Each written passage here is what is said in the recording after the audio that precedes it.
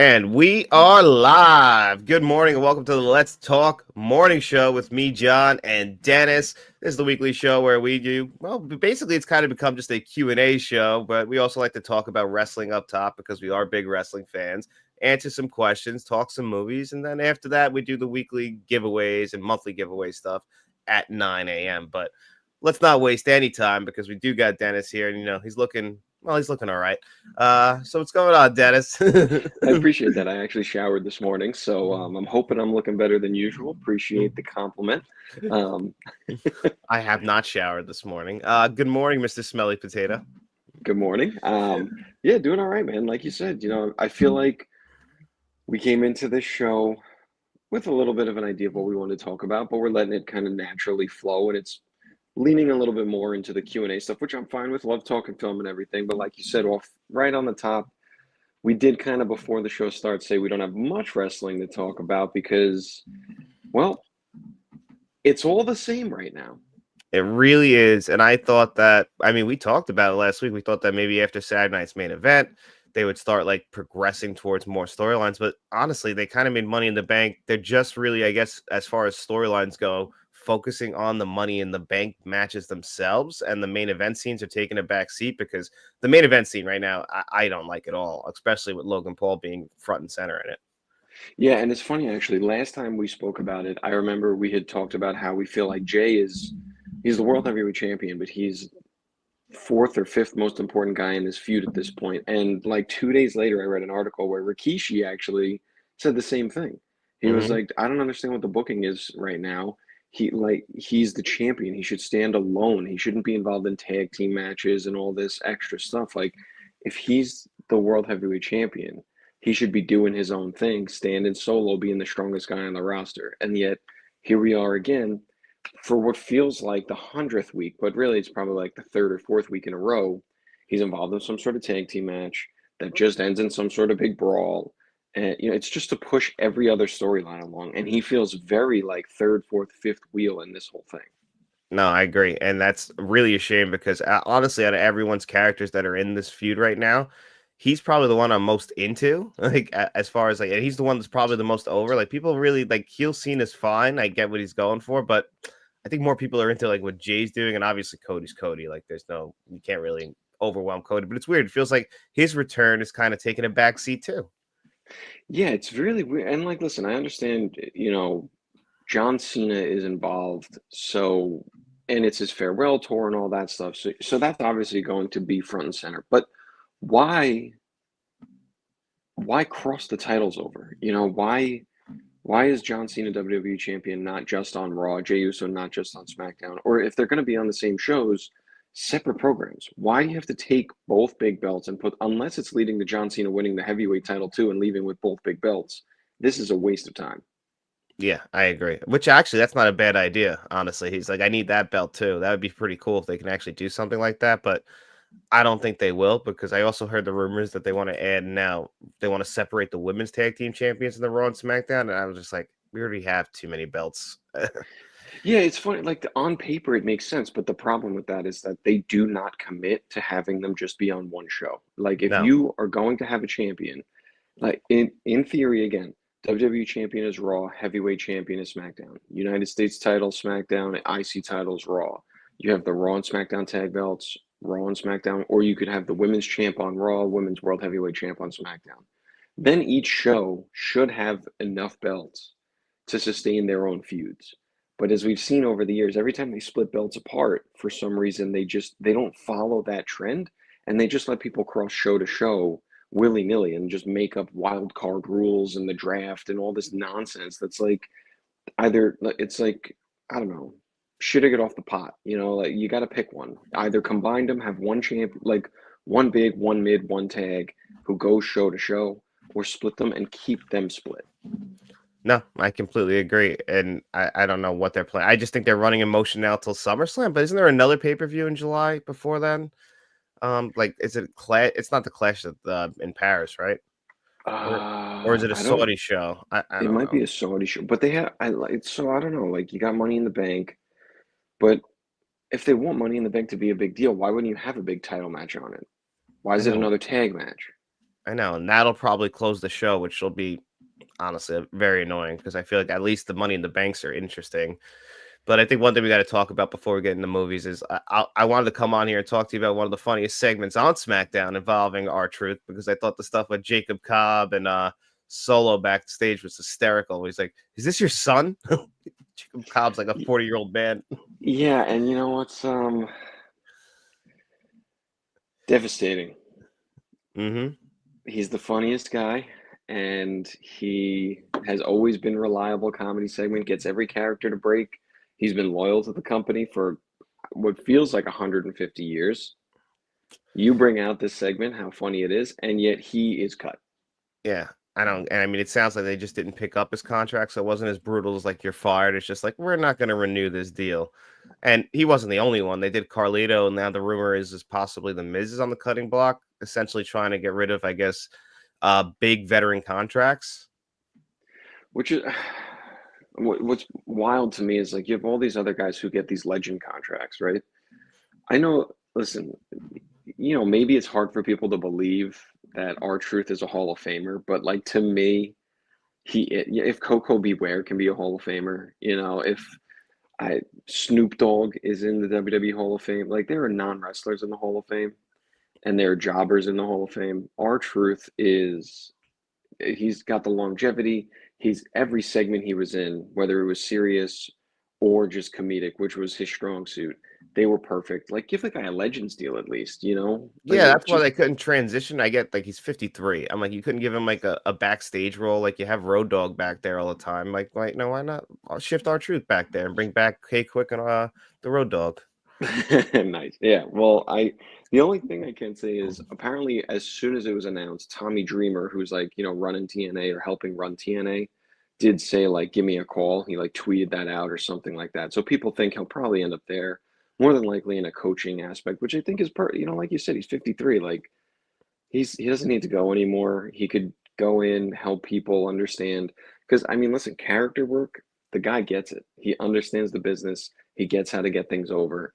So let him work with some people, coach some of the younger people, and I'm shocked that he just straight up was told we're not renewing. Not like we'll renew you on a part-time, less money, a Legends deal where you're backstage. You can be a coach, you could be someone at NXT, like just nothing. Just straight up, see you later, bud. Good luck. Yeah, this feels like exactly what WWE, which I was afraid this was going to happen. We talked about it last week, but it's even bigger this week. It's like how TKO runs the business, and they run it just like UFC. And we were afraid of that, but we thought they'd be separated a little bit more. But that cut and dry business stuff, take all the family aspect essentially out of it, the human aspect out of it. It's really hurting the business. I feel like in WWE, it makes it kind of hard to get behind a product when a guy you love could just get fired like that and then you're still supposed to go out there and cheer and be happy. It feels weird. Yeah, and I think that's the thing, right? Like it's funny that we say, because all fans say that it's bad for the business. Obviously, they're still making money hand over fist. They're making more money than they've ever made with all of their shows, all of their TV deals, all that stuff. But I think what they're losing now in that is, like you said, that kind of family element where every article I've read since R-Truth was released is the backstage kind of like energy is a little bit down, like the morale's a little down and people are a little bit skittish almost, like, wow, him, like who's next? You're going to cut John Cena because he's making too much money, like it almost and it's funny because again, R-Truth is not main eventing 11 WrestleManias, but he was a pillar in the company, and now people kind of feel like if he can go, what's to stop anyone else from just all of a sudden now, like if the Miz goes, didn't you tell me he's the longest tenured guy on the roster right now? Yep. And I think R-Truth was right behind him. Yeah, and so you're telling me that loyalty means nothing basically. Yeah, like thanks for your service. See you later. I mean, I saw people saying like Vince would never let R-Truth go. Like certain guys he would just be loyal to as well. But I don't know. It's weird. It's just, but it does feel like that's the business side of this where we kind of have to either accept it because I think I read something yesterday. I don't know if this was just a joke, but I saw a bunch of people picking this up that the Slim Jim logo would be on the chairs and tables going forward.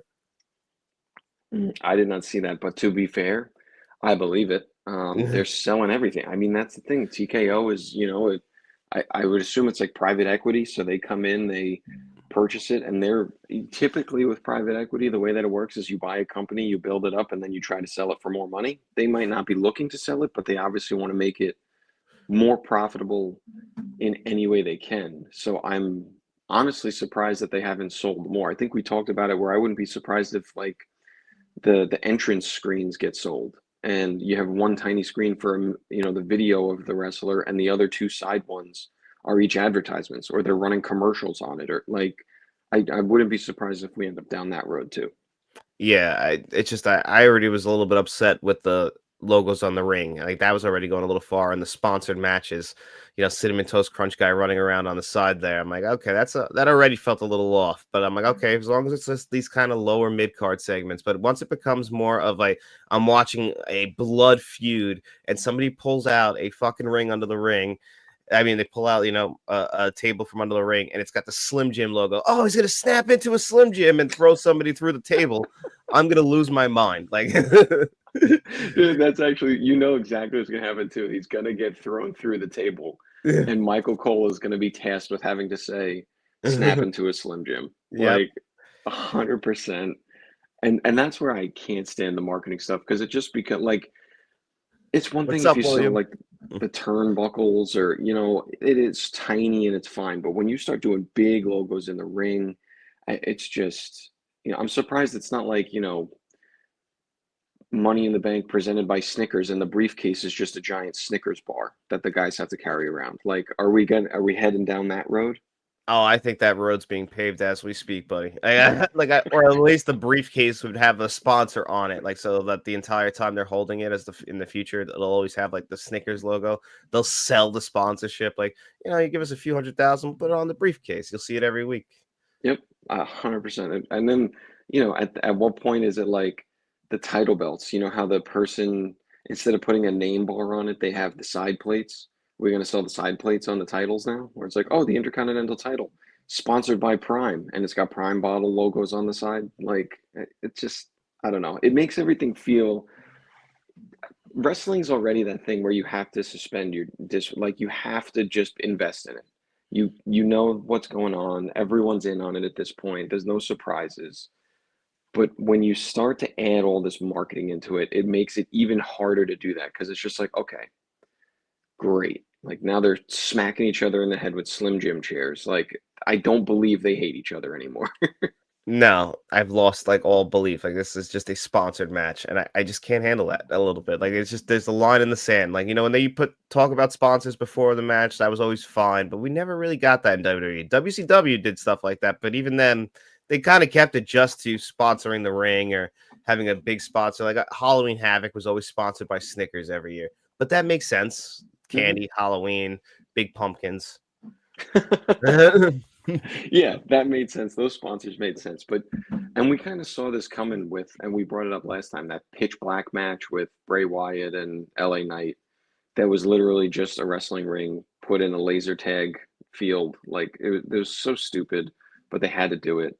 There was the Army of Darkness or whatever it was with Batista in it, where that match had the zombies literally eat Miz in the Yeah. crowd. Like that's the stuff that's like, dude, come on. Like people make fun of me enough for liking wrestling, and now I'm gonna have to tell them, oh, the Miz got eaten by zombies on Raw. Like, could we please try? Just try to make this something good. But it's just money, man. It's all about the money for them. It really is. And that's like WrestleMania going back to Vegas and how you're hearing like it's like a residency. And the reason being is because it made them so much money. It's not because like they love Vegas, it's because Vegas made them. It makes sense. Vegas is kind of like an entertainment hub. I get their idea. Like you take a vacation to Vegas and now you go see WrestleMania. It's a win-win for everyone. It's probably better than New Orleans because what's the selling point of New Orleans? Like selling point, like I guess Mardi Gras, but I don't know when that is. Yeah, they also I think it's over there. They have a like one of the world's largest aquariums, so you could go to an aquarium. But I you're hate right. aquariums. It fits especially what WrestleMania has become, because it has become more of I don't even know what to call it. It's just become more of like a crazy, crazy, over the top, like Cirque du Soleil kind of entertainment festival where it's barely about the wrestling. It's about the entrances, it's about the pyro, the stage, it's just about the pageantry of all of it. It's not really about wrestling in any way anymore. So that fits with Vegas. I just, I don't know. Like, are you going to say now that, like, if, is it SummerSlam is coming to MetLife? Yep, You the know, 2 day MetLife event. if that breaks records, is SummerSlam going to be permanently at MetLife every, like, are you going to just assign your bigger shows to the city that draws the most money now and never travel anymore? Yeah, I don't want that to become a thing. I don't want that to become a thing at all. What William drives it? I fell out with wrestling years ago. It just got too far for me. Yeah, I get that. That's kind of what happens. Yeah, no, I agree 100%. Well, it's sad to say that it's happening now. Like, I don't ever fall out of it entirely, but there are definitely phases where I feel myself kind of, I don't feel like I need to watch. I feel like I can read articles in the morning and, look at little highlights online here and there. And we're kind of heading in that direction right now where I'm like, I'm not excited about Jay versus Gunther. Forgot that was even happening at SummerSlam. I don't care about these tag team matches at Money in the Bank. All the, like, the Grande Americano stuff is like, it's a weird thing that they're pushing that just doesn't feel like it. Like, that is getting pushed, but R-Truth is getting cut. Like, what the hell are we doing? Like, I'm definitely getting to that point. Same shenanigans happen with the UFC in the Apex Center in Vegas. Oh, see, so that's like that. Maybe TKO has a relationship with Vegas. That makes sense then. I think TKO is based out of there, actually. Like, they're headquartered in Vegas, so that makes sense. I Uh, think that's why, like, so many Schmooze the UFC shows corporate are there. sponsors at the stadium. Out was that Allegiant Stadium over there that they got, like, come out watch WrestleMania for 2 days. Like they make it. I could see them even if they do this, Dennis, I will lose my shit as somebody who loves sets. Like if they reuse that same set, which is nice, I'll be very upset. I would not be surprised because think about it's money, right? It's all about money. They're coming to Vegas because they made the most money in Vegas. They already have the set. It's already there. Like, they have everything ready to go. Oh, and then they just change the colors or like something stupid like that. I guarantee you they will do that. I think that we're moving into the direction where now the WWE is becoming just about sponsorships and money saving. So sets, our hope was that sets would come back. Absolutely 100% will not come back. They will stay the little ones that they have for the weekly shows. And I wouldn't be surprised if this year we should keep an eye out. Every single set we see this year, we have to look next year and see if they're just reused because I guarantee you every single one of them will be. If that's what happens, I'm gonna be. That's just. And I know it makes sense. Like I get people like the argument who really cares about the sets, but I always like the production design of a wrestling show, and I feel like that if you lose that too, that's just another check mark against big corporations and businesses in wrestling. Yeah, and we've lost that for a long time. And it's funny because we talk about a lot of the older fans will remember talked about Armageddon and Judgment Day and Backlash with the hooks swinging back and forth and all these sets that we remember. I mean, even the SmackDown set with the fist on the top, like it was weird, but I remember like playing the video games and you could climb up on the fist and like it was a memorable part of the show. And now just like everybody's wardrobe, everybody's entrance song, everybody's pyro, the sets are all the same. That just everything is very cookie cutter. These are the three templates you have to choose from. Pick one. Okay, great, go out there. And that's it. And it's hard to stay super invested in it right now. It is. I'm having a hard time with it. I mean, like this show, we used to be able to probably fill up the hour and a half talking about wrestling, but now it's going to be mostly movies because it's kind of a downer right now. It is, yeah, and it's sad, but I mean, not sad because I love talking movies too, but I'm excited about the questions we have movie wise and everything. I was just hoping wrestling would give us a little bit more to talk about, but the more we try, the farther it pushes us away. Yep. And we thought, well, they'll get us back. We're wrestling fans. We've been here before. We've seen some lows. Yeah, we'll be back for sure. We'll have longer conversations. Unfortunately, it looks like 20 minutes or so is all they give us. Yep. You want to get into our first question because this is what the title of the show is. Let's do it. All right, and this is actually from Wahoo. Well, let me answer. See, Willie, who's your number one wrestler? Mine was always Undertaker. Oh, that's my number one all time too. I've always been a big Taker guy. Yeah, I think I'm going Shawn Michaels. I love Undertaker too, but Shawn, Even when he was, drugged out 90s Sean, he was still unbelievable in the ring. But when he returned, the first feud with Triple H, all the matches he had with Kurt Angle and Cena, the Mania matches with Taker, I just feel like Sean couldn't miss. Nah, Sean's probably the best. I mean, I just kind of like default to Taker because he's always like been my favorite wrestler. But a lot of that's the character work because Shawn Michaels the joke was he could always have a great match with a broom. The Yeah, Undertaker, unfortunately, as much as I love him, he's also got to be matched up against somebody with good skill. He's not somebody who's going to elevate anyone. yeah, he's not going to have a great match with Diesel. No, Diesel, fucking any big guy they threw his way, Mabel, Giant Gonzalez, just a nightmare. Like those matches, you just cared about his entrance, and you're like, I'm gonna have to sit here and watch him be out of breath for 40 minutes.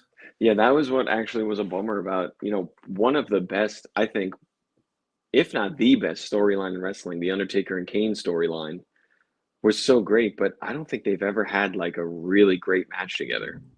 Just rewatch the Inferno match. Like from a spectacle standpoint, it's pretty good. Well, yeah, you got the fire blowing up and all that stuff, but I'm talking like the in-ring work itself is slow. Yeah, it really is. Undertaker at least had like Batista was a good big man that matched up good with him. Yeah, because he can move. Also, I see William Taker's theme song. I loved 100%. Absolutely, like All of iconic. them. But yeah, the original one with the gongs probably. I personally always like the Ministry one the most. Oh, really? Yeah, I mean it's short run, but I always like that heavy guitar in there. Yeah. No, it was good. I mean, you know, I saw actually his entrance at MSG for a SmackDown, and it was so incredible. It just like I don't know when the gong hits and the lights go down, the crowd gets so amped, and it's just crazy how good it was. It was one of those like, even though the joke is it took him 45 minutes to get to the ring, it was worth every second of it. Yeah, exactly. Half the match is Undertaker getting to the ring. Yeah. That's why I knew it was going to be long. At one of the WrestleManias, they had him come out, I think, halfway up the ramp. I think it was WrestleMania 33. Yeah, dude, it was funny watching that one. I remember looking at him like, this is a long walk for him. And then they did the halfway up the ramp, and I was like, oh, that was the only other thing they could have done was like the old school entrances where you're like in the ring, the tiny little ring that is on a cart that drops you down because it would have been an hour-long entrance for him. I still can't believe those were things. Yeah, they were pretty. I don't know, man. They're kind of cool. They are cool. They're definitely of the time, though. It'd be weird right now, but I mean, they were cool. Yeah. But all right, let's grab this first movie question for everyone that hung around that's not in the wrestling. This is that was our wrestling chat. This is not the question though, but this will be for a later question. Let's see. All right, this is from Wahoo, and he said your top 10 underrated horror movies that everyone hated or are generally okay with. So this is how we kind of came up with the top 10 underrated horror movies list. Yeah. So this one was when we were talking about it, doing our research. I feel like I did a couple of things. I think you agree. We kind of went with either A, it's actually really poorly rated viewer wise on Rotten Tomatoes, or B, we just feel like the movies are never in everything we like watch ourselves and listen to ourselves. We never, ever, ever get to hear people talk about these films. So it's either they were really poorly rated or people don't talk about them enough. That's kind of how we came up with it. Exactly. So I kind of didn't put out like a couple of ones that would probably have made my list like years ago, but I think have kind of risen in a lot of people's ranks. Movies like Halloween 3. I feel like a lot of people like Halloween 3, where I used to think that was kind of something that was exclusive to me. And then what was the other one? The Frighteners. I think people have noticed now with that great, beautiful German box set that The Frighteners is a little bit more rated properly now. And Tony the Lone Rider Smith said, "Too sweet." I just hate it when Hogan does that. Yeah, no, he was never the right one for it. No, just look weird. Look at someone's dad trying to hang out with his kids. Yeah. So yeah, I guess we did top 10 on this one. So you want to start? I'll go with my number 10, which you're thrilled about, I know, but underrated in my opinion is Jason Takes Manhattan. Jason Takes a Trip to Manhattan. That's a good one for you. I hate that movie. Yeah, well, I know you say it should be called Jason Takes a Ferry because he's in Manhattan for 5 minutes, but when he's in there, it's hilarious. It's amazing. Like that's the best scenes in the movie. Like him walking down Times Square. It is iconic. Like the things he destroys the boombox and everything. Like it's got some great moments. I feel like it's just peak like nonsense Jason, because we end up getting the worm, and then we get Jason X in space, and like he's always there was even before this one where he fights the psychic girl who's got kinetic powers. Like it really goes off the rails, and I feel like this one just became like, you know what? This is absolutely ridiculous, so let's make it ridiculous. And they owned it, went with it, and I love it. I think it's one of the best in the series. Yeah, that's not the one I would say is the most underrated in the series. I think that one's a little bit like that one never worked for me entirely. There are some moments, but I always like, for me, the one that I know you're not going to be happy about that's on my list, Jason Goes to Hell, which I think is the much better bad Jason movie. That's the one with the shape-shifting worm. That's my only thing with it is like it's a freaking worm, dude. And correct me if I'm wrong, but is that not the one where in the beginning they put the SWAT girl in? Look at all the Yeah, love Jason Takes Manhattan is getting, by the way. I know. I'm the minority in Jason Takes Manhattan. I told you, but I really truly think I just rewatched Jason Goes to Hell. Jason Goes to Hell is the one that I like, and yeah, that's the one where they set him up in the beginning and like they trick him into thinking they got all the SWAT team outside, and they Yeah, had the beautiful girl trick him into going in the house. That's how did he ridiculous. how did he get into that house I without just walking past any of those freaking floodlights and tanks and like what?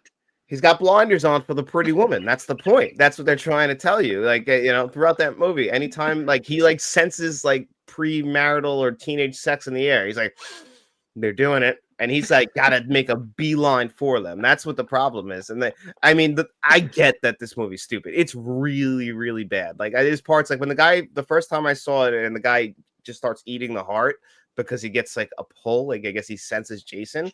I'm Yeah. like, this is fucking stupid. But then I'm like, but it knows it is. It has to know it is because it's so bad. But like Duke, the character of Duke is amazing. I love him. Like he's stupid. That guy should be put in jail himself. He's clearly a child predator. Like that comment about the young girl's sick. But I'm telling you, I love him. Yeah, I guess if it's in the same light, I guess I just went with the more lighthearted version because they definitely both just own the ridiculousness. They're like, you know what? Who cares? Whatever happens, happens. Let's just see what happens in this film. So I agree with you in that regard. It definitely owned how ridiculous it was and just went with it. Yeah, you just had to. And David said The Exorcist 3 is underrated. I think that one actually people have started to recognize is good. I had that on my list, but that was another one I pulled up because I'm like, do people like The Exorcist 3 now? I think it's really good. I think people realize now. And The Omen 2 is underrated. I think it may be better than The Omen. You might be right about that one. And Psycho 3 is very underrated. That's true too. You haven't watched those ones yet? I have not watched the sequels to it. No, I have to after you had said. You told me that they are actually pretty good. I never dove into them just because I was afraid. Okay, that's fair. That's how I was too, and it's a good fear to go into. But they're tasteful with them. Okay. All All right. right, what's your number 9? My number nine is one that, again, I'm going to get a lot of heat for. This might just be the nostalgia of it, but it is Deep Blue Sea. Oh my god, I know David's happy about that one. I'm sure he agrees with you about Deep Blue Sea, and it's not on my list, believe it or not. I think that's Wow, properly really? rated. Yeah, no, I think it's under, dude, I don't know. Maybe, like I said, it could be nostalgia. Like, would you say there was a saying, is it an eight or is it great or were you eight? Yeah. That might be this, honestly, because I was younger and like I was super into Jaws, and then then Deep Blue Sea, and I was like, oh, this is so cool. And upon you rewatch it, and it is ridiculous. LL Cool J is the chef with his bird making all his jokes and stuff. But like, I don't know, man. There's something about it that I go back to, and it's just great. I love it. He called it Deep Blue shit. Yeah. Well, listen, I'm not saying that it's a 10 out of 10. This is hated or underrated movies that you enjoy. I agree that it is hated. I like it though. I Yeah, just the watched effects are terrible. the shark. That's like, you know what? Like the total opposite of Jaws. They're like, you know what we got? We got CGI, and we're gonna take full advantage of it. Dude, that kill on Samuel L. Jackson when it jumps out from behind him is the worst scene probably ever shot, but still, it's got a special place in my heart. A shark ate me. Jaws 2 is underrated. I got it. That is a good point. It didn't make my list, but Jaws 2 is very underrated. Can't kill the goat, LL. You're damn right. Him and his bird. Didn't he die in H2O though? We don't talk about that. Okay. So my number 9 is from our buddy who directed A Nightmare on Elm Street, one of the greatest directors of all time. And he directed a movie in the 80s called Shocker. I don't know if you've ever seen Shocker, but Shocker, I truly believe, is one of the most insane horror movies that gets very, very overlooked. Interesting. No, I actually have not seen it. So Shocker is about, if you ever seen the X-Files, the guy Skinner, that the bald guy on that, he plays the villain in this movie, and he is like just over the top insanity, but he can also jump into like TVs and like essentially like kidnap you in there as well. This movie goes off the rails. Like it turns into a kidnapping storyline. The main character's whole family gets killed. Like it's off the walls insanity. Like you will never guess where this. I'm not even going to spoil it for people who haven't seen it. You'll never guess where the third act of this movie ends up. Wait a minute. Because I saw one where it's similar and the killer can like go through electrical current. Yeah, that's probably this movie. Is it like there's like a scene in a car factory? Is there a scene in the car factory? Or There am I might thinking of a different one? No, I think there is a scene in the car factory in this one, actually. But yeah, he could jump. He's bald. He's always wearing an orange suit. I may have seen it actually. Yeah, I may have. Yeah, it's like crazy. At first, you just think like, why are these two guys connected? And then, I mean, they explain that a little bit more too. But I mean, this guy, the way he is acting in this movie, it's like, okay, can you turn it up to 10? He's like, okay, that's good. Now somehow go further. I'm telling you, I love Shocker though, because if again, when you just fully commit to something, and it's kind of got a similar tone to A Nightmare on Elm Street, just way too crazy. Yeah, you know what? I think that's what it is. I think that it's Oh, Ghost in the Machine, maybe. This might be the one you. It could be. I'll have to try and figure it out. I can't remember what it was called, but I think you're right. I think most of both of our lists are probably films that just really went for it. They took a chance, and I think it was one of those flavor things. You either like it or you don't, and a lot of these we do like, you know? Yeah, and Wes Craven, like I feel like has a few underrated films, but if I was gonna pick one, I would go with Shocker. Well, good to know. I'll have to add it to my list. Yeah, that's a good. I'm telling you, I recommend it. I might have the Blu-ray. I don't know. I gotta check. All right, that brings me to my number 8, which is another. And if you're sensing a theme here, a little bit of a corny slasher fan myself here. Number 8 is Urban Legend. Yeah, that didn't make my list. I don't like Urban Legend, but you go for it. Come on. How do you not? It's great. It takes all the little campfire stories you tell as a kid and turns them into real life. How do you not like that? You get the hook hand and you get all that, and it just, you know, you get the roommate coming into the room and hearing her roommate thinking she's just having sex, but she's being killed, and all the cliches you could imagine, all put into one film. It's not great. You're not going to think it's a 10 out of 10 film. That's why it's on my list of hated. But again, special place in my heart, and would absolutely go back and rewatch it. Yeah, that's a fair point. I mean, I know a lot of people who like Urban Legend, and I'm like one of the weird ones who doesn't. But you know, sometimes I gotta be honest with you. Next up on my list, I got Frailty. Now, this one I don't think is hated. Actually, it's getting a 4K release from Lionsgate Limited, so kind of excited about that. But this one, I've just for a long time I never heard anyone talk about it. I don't know if you've ever even seen this one, but this is actually it's directed by Bill Paxton, and it stars him and Matthew McConaughey. Came out in 2001, I believe, and it's like a mystery movie about this one character's childhood and being raised by his father, Bill Paxton, who's actually, you know, not only I think this is the only movie ever directed, but the mystery of this movie and then the ending, it all works so well. It's very subtle, like it's a very religious horror movie in a way, but not a possession way, like where it's a religious family, and it's just like dealing with that and a father's influence on his children. Interesting. Stay away from the pop rocks and soda, and that's a good advice. Yeah, no, that's Urban Legend again. Yep. Oh, is it? Yeah, no, they say, you know, because the thing when you're a kid, they're like, oh, if you know, eat Pop Rocks and then drink soda, you die, and one of the kids like does it as a joke, and I think actually someone does die from it, but yeah, stay away. But no, I'll have to add Frailty to my list of views. Yeah, I recommend that one. It's really good. Nice. All right. That brings me to 7, which here we are, slasher again. This one, back to our wrestling fans. I put See No Evil, starring none other than Kane. Yeah, was this the first ever WWE produced film? Was this the first one of them, or was it the Stone Cold one? I know I can't remember. Condemned with Stone Cold? Yeah. I don't know which was first. They kind of had a run there where they were making quite a few. because they were they involved with like the Marine and all that with John Cena too. Yeah, that was a WWE produced film too, and then they made the Marine 2, 3, 4, 5, 6, 7, all with like Ted DiBiase Jr., The Miz. It's ridiculous. Yeah, no, this was definitely one of the early ones, and I feel like it's not talked. It's probably not talked a lot, but he's thinking he was messing around. Oh, okay. Mm. Yeah, see, so he did there. He faked the Pop Rocks thing. Ah, okay. Okay, that makes Yeah. sense then. Cena Um, Williams was good. Second one, not so much. Yeah, Cena Williams 2, no. no. The original word that's on my list here. I feel like it's never talked about, probably hated on because it's a WWE film starring a WWE star. Like people, especially when it came out, still weren't, WWE was nowhere near as big as it is now. But I think it's just a good slasher film. It's got a good story. The set design, I think, is great. Kane plays a really, really good, disgusting freak. I just think it's worth a watch. If you like any of the other regular, it's just a run-of-the-mill slasher film. There's a creepy guy in a building killing teenagers, but if you like that kind of format, I think it's a good film. I think it gets a lot of hate because of its ties to WWE, though.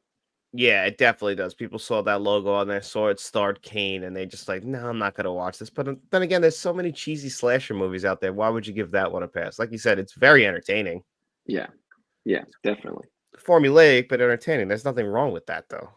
No, if you know what you're doing, just do it. That's all.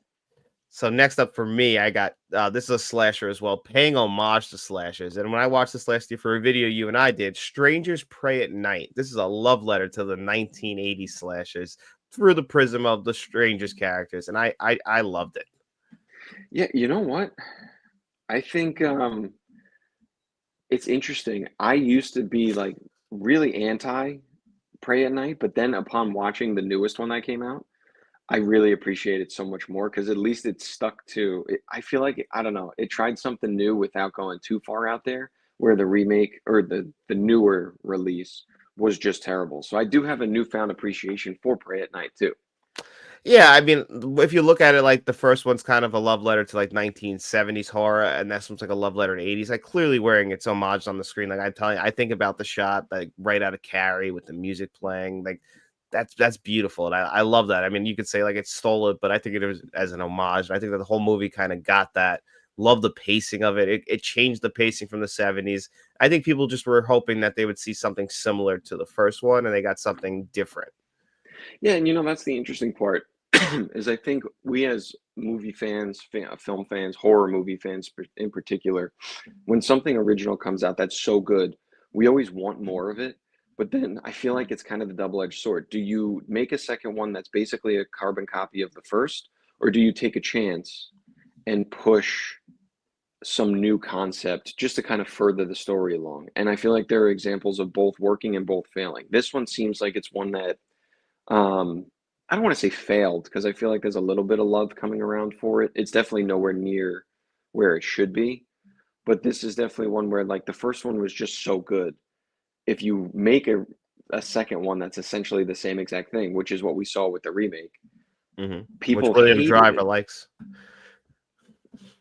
I mean, listen, we're talking about movies. I'm sure not everyone up here thought Deep Blue Sea or Urban Legend or all those films were good that I'm saying. So I'm not judging anyone who does like the remake. I just think that it was just too much that it was too much the first movie. It was exactly the same. And I think that's the risk they took with Prey at Night. And unfortunately that one is getting, doesn't get as much love. I think you're right. It doesn't get as much love as it should. Yeah, that's all. I mean, it's still. I understand people appreciate the remake. Like it does do certain things good. I thought it looked nice. Yeah, I mean it looked nice and I think it's setting up for another one. Or it's supposed to. I don't know if it flopped so hard they're gonna pull the plug on that now, but I think that's the other thing too. You never know where it's gonna go. Like Prey at Night didn't really seem like it was going to set anything else up. It seemed like they were really going, like you said, the 80s homage. Like this is just a typical Michael Myers, Jason Voorhees kind of ending where it's like, yeah, well, the killers are dead, but are they dead? Who knows? And this, but like they really dove into that and had fun with it. I think the newer remake hopefully is setting up for a better part two, but I don't know. Pray at Night, I will agree with you. It should be on the list here though. I appreciate that. Yeah. So you're up next, right? Yes, sir. My number six is one. I was shocked. This one actually surprised me. I almost didn't put it on the list because I thought it was so loved. but the fan score on Rotten Tomatoes was really bad. Jeepers Creepers. Yeah, I'm surprised at that too, actually. Yeah, I was shocked because I feel like it's come a long way um, in terms of where it once was, and I feel like it was one of those films I was kind of lost in the shuffle when it came out, but it only has 49% fan review on Rotten Tomatoes. That's pretty bad. I thought it would be higher than that because I love The Creeper. I think Jeepers Creepers, I could throw Jeepers Creepers 2 on here also because I loved both of them equally. I think that's one of the few that, like, I think the original and the sequel were both really, really good. I just can't believe it scored so low. I think The Creeper is he's both terrifying and menacing while also kind of being comedic, and he whistles and like does funny things. I don't know. I'm surprised it had such a low rating. Yeah, I'm actually surprised at that too because I've always felt like that movie was loved by people. At least people around me have always liked Jeepers Creepers and like Jeepers Creepers 2 also. The remake and then the fourth one not so much, but people always maybe it's possibly I think we talked about it like the director is persona non grata for good reason, but Yeah. I don't think that should take away from the film. Like, the director might be a piece of shit, but that doesn't mean that everyone else who worked on the movie like that's like one of the first movies where Justin Long started getting killed in horror movies.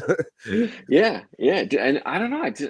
I was like I said, I almost didn't put it on this list because I was like, I know everyone I talk to likes it, and then that's what I said where it's either low rating on reviews online or people don't talk about it. This one, everyone talks about that I know and loves it. Me and my brother talk about it all the time. We love this film, but I was just shocked that it has such a low rating online. Like, if there's anyone out there that's viewing this, I doubt it. I feel like our fans have seen it, but I think it's a great film. The first and the second one, it's worth the watch for sure. I agree, and I've actually never seen this movie that 021 OM is talking about. Wes Craven Mind Ripper was the scariest film I watched when I was a kid. Very underseen and underrated, but he also said that he was 10. So I don't know. I never saw that movie. Did you? No, I haven't. I'll add it to the list though. We'll watch it Mm. and see what I think. Maybe is it that scary? I don't know. I've never seen it either, honestly. Yeah, Well, I'll have to check it out. I got to make yeah, that on the list.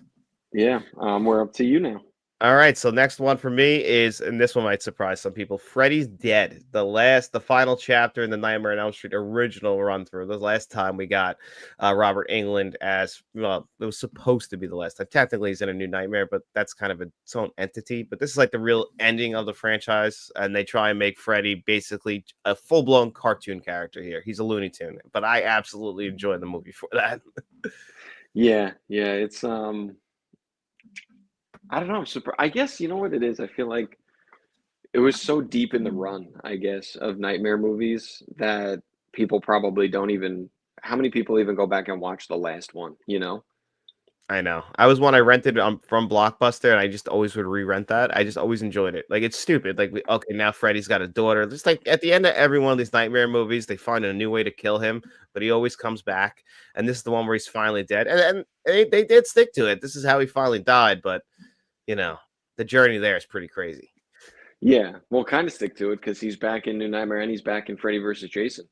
Yeah. Oh, that's true. Freddy versus Jason technically, I guess, would fall in line with both series, right? But yeah, I don't know where that falls because that's where things get so complicated. But he is, to be fair, if you cut those out of this universe, you're right.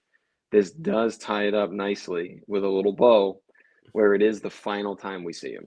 Yeah, it's got its moments. Bring back Johnny Depp. I think Roseanne and Tom Arnold are in it as well, and like that's where we get the Power Glove moment.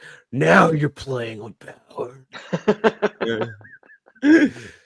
Oh my God, the quotes that he had, dude. It's great. Oh, It's stupid, but it's great. It's good, clean yeah. fun, and Yapia Koto's in it. I mean, listen, you can't go wrong. I don't think you go wrong to any of them, but I think you're right. That one, I think again, it's a perfect example of it was coming to an end, and they were like, let's just do it. And why not? Like, take a risk. Like, it's nowhere near. If you watch them, like, watch the original one and watch that back to back, you'd be like, well, what happened? Oh yeah, no, you have to see the middle stuff to see Freddy become what he becomes. But um, I think what he became was perfect. Honestly, I don't know that character arc. I just think it's great. He just becomes because he already was, even in the first one, kind of a cartoon with the long arms and all that ridiculous stuff. Like he always had one-liners in every film, so I just think it was perfect. He says, Sean, I was actually going to comment. Do you have Freddy's Dead on your list? Absolutely. Freddy's Dead makes every underrated list. Oh man. All right, so that's me. Now we're in the top five. So my five, actually, we talked about yesterday. I told you about this film called We Need to Do Something. Yeah, you sold me on this, and I'm going to check this out. But for everyone else, tell them. Yeah, I can't wait for you to hate it. Because it is really hated. I mean, I have never heard anyone talk about it. I looked up the reviews and it is horrible. Nobody likes this movie. I might be the only person in the world that actually thought it was crazy. Um, I don't want to spoil it too much, but like this family is basically trapped in their bathroom.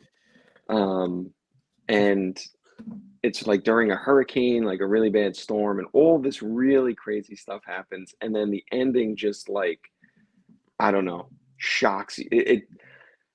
It's just crazy. It's weird, it's messy, it's at times confusing, but the ending is just like, "What?" And then, like, credits roll, and you don't even know what you feel.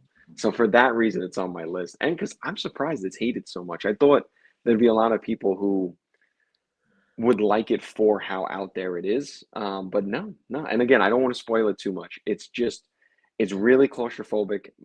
98% of the film is just in this bathroom with this family while this storm is blowing over, but definitely think it's underrated for what it was.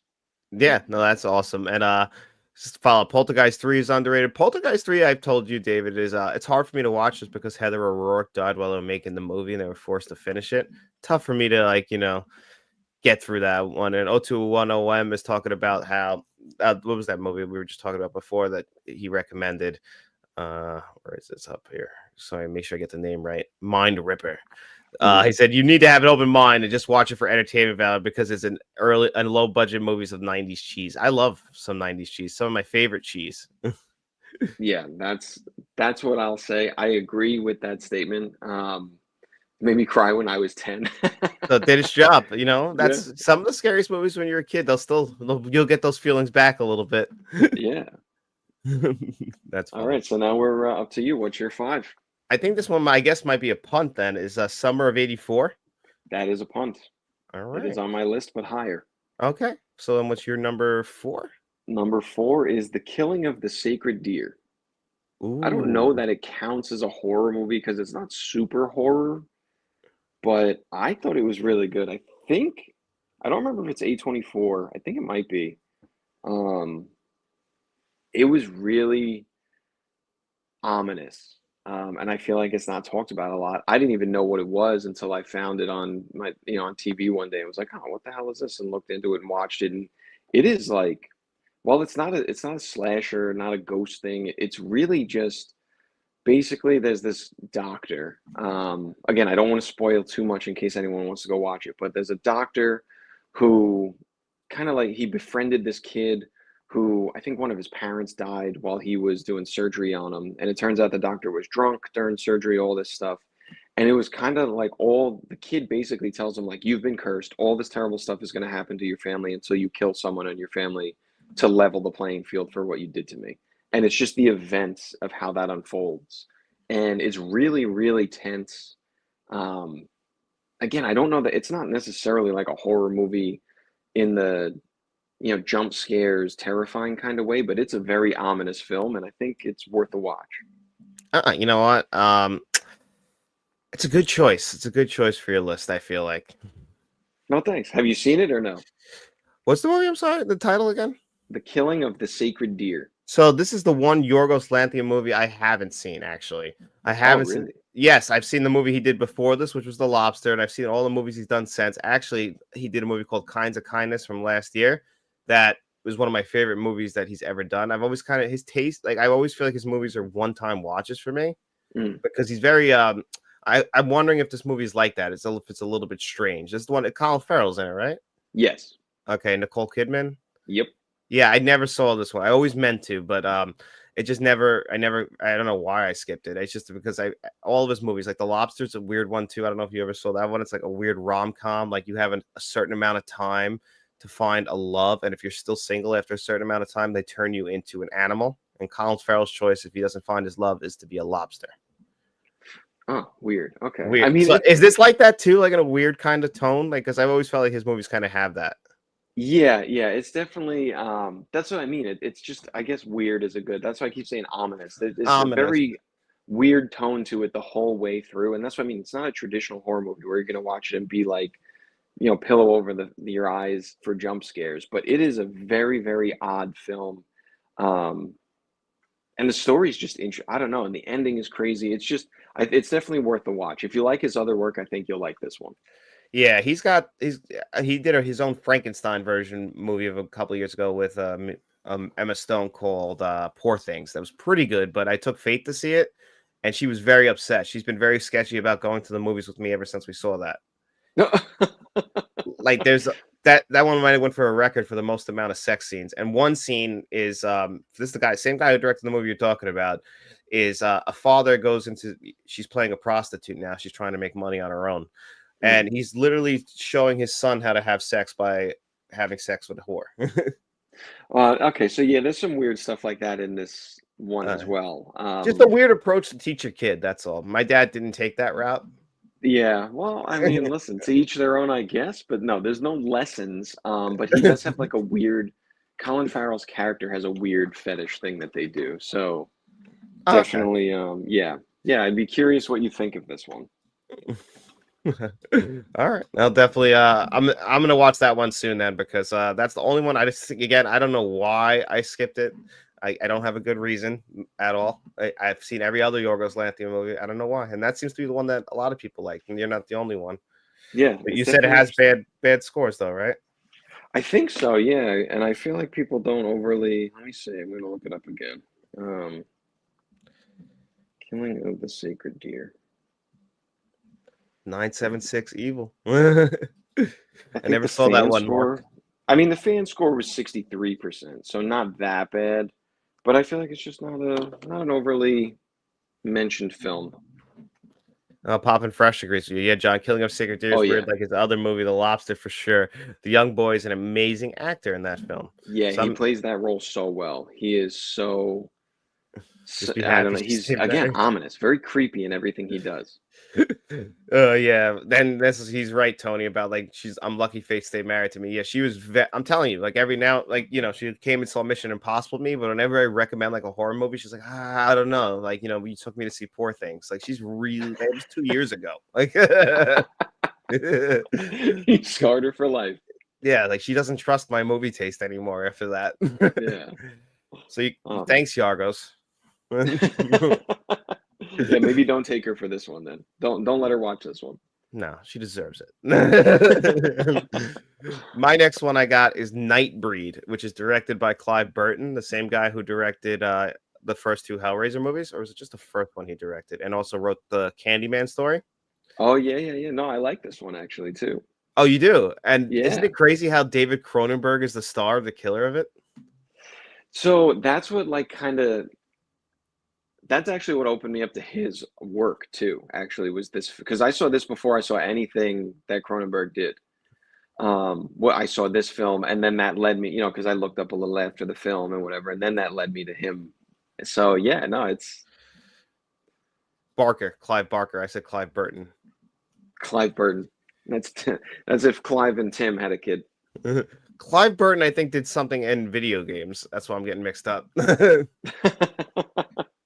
But no, yeah, no, this is a good choice for your list. Yeah, I love this movie, and it has a great 4K Blu-ray because it has some creepy imagery. I get the complaints about the some of the creatures that they show and like their practical effects on them. I understand that, but like, because one of them does look like Mac at night, but still, I love it. I love the movie. I love it's brutal too. Let me see who Clive Burton is, because I'm trying to think, why am I an idiot? Clive Burton. I think you're right there. And there was a comment before. Oh, Clive Burton was the bassist for Metallica. Oh, there you go. So what's the video games? You were close. Don't like Nightbreed. I like Hellraiser though. Yeah, I mean they're very different tones. Oh yeah, I mean, is there anything that's well? I guess nowadays there is. I'd say Hellraiser's pretty standalone in terms of what it does, but Now Now we people are have a just lot of out in public doing that. yeah. There's no rules anymore. No, there's no more rules. They're tearing their souls apart in a Starbucks. Yeah. The Fly 2 is pretty decent. Yeah, no, I agree. I think you know what it is. I feel like with a lot of these films we're talking about too is, um, there was a comment before. I forgive me, I forget who said it, but you have to just kind of like go in to enjoy it. You know, kind of turn your mind off and enjoy the film. And like you said about people not liking the effects in Nightbreed and everything, it you have to. I feel like a lot of times, you know, we do this, and I'll watch films like we just did one of our OG versus remake videos, and I went in to view the movie very critically instead of just as a fan. And I think that's two different mindsets. If you're viewing it as a like a critic to discuss the story, the acting, the lighting, the everything else, the score, you're not gonna enjoy it as much, and you're gonna find a lot of flaws. If you go in just as a fan, turn your brain off, and say, you know what, this is just gonna be fun. A lot of films are gonna be really, they're gonna be a lot better than you remember them because you're just going in like, yeah, who cares that this monster looks so stupid? Like, this is a great film. So I think that's something important to remember too. Like, two different mindsets when you're viewing films. Exactly, exactly. Does it mean something to you, or is it actually a good movie? It's a question you have to ask, and everyone has their own mindsets going into a film, and taste plays a big part too. Yeah, 100%. Um, So that's uh, your turn. yeah, so that's my number three, which is one we actually talked about. It's Antlers. Yes, which we've done a video on Antlers, and I really like Antlers too. So I didn't Yeah, put it on my list just because I already knew you were putting it on yours. yeah, I really enjoyed this film. I think that it's one of the better horror movies I've seen in the past few years. A lot of different symbolism within this film, a lot for drug addiction and abuse and things like that that I think was really good. And again, it wasn't that it was super hated because the score that it got wasn't too bad from the fans, but I just feel like it's not a talked about film that much, and I enjoyed it. I think it was one of those monster movies where um, it almost like it took a page out of Jaws' book. You don't see the monster very much itself, you know? No, and you're right. It's got a lot of scary imagery in this movie, but like it's really paying. It's um it's a metaphor for a lot of different things, like drug addiction. I like that. It's a good psychological horror film. It's going to leave you thinking, and I think it did deserve more love. I think it kind of just came out at like the wrong time. I don't think people were going to see these types of horror movies in theaters, and they just kind of ignored it because I remember they were promoting it as something like they weren't even promoting the director of the movie. They were promoting it as like produced by a bigger. I think it might have been Guillermo del Toro. I could be wrong about that, but I think they were promoting it as produced by Guillermo del Toro, and then instead of actually selling you on what the movie is. Yeah, I think yeah, I agree. I think it came out at a time that was kind of lost in the shuffle. I mean, there was a lot going on in the world, obviously, at that time because I think it came out in like 2021. That's So true we too. were still in the middle of a lot of different things going on across the globe. So I think that's the thing. I don't think that it's necessarily a hated film. I think it's maybe not even underrated. I think it's more just forgotten about. Like it came and went, and no one even knows that it exists. And I feel like we really enjoyed ourselves while when we watched it. We had a great conversation about it, and I feel like it's worth the watch. No, I agree. We did have a good conversation about it. We were doing a bunch of different movies actually at the time, and another one that made my list. So it's actually funny that we're going to talk about that right now. Well, maybe it's House of Bo. It's what? House on the Bayou. Oh, that's a punt for me, dude. That is a punt. So that was my number three. So then what's your number two? Number two is The Summer of '84. Gotcha. So this one I think I recommended to you, and I think Matt recommended this one to me.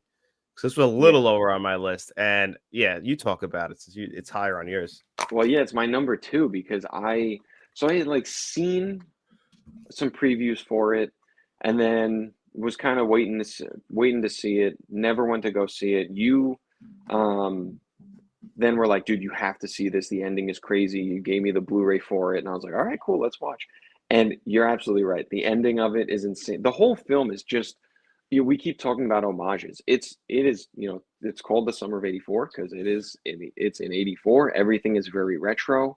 It's got that kind of vibe. I think it sets the tone so nicely for that like old school horror in the '80s, because there's so many actual serial killers going around and everything. So it was like small town fear was so well portrayed in this film. I just think it's one of the best that I've seen in a very long time.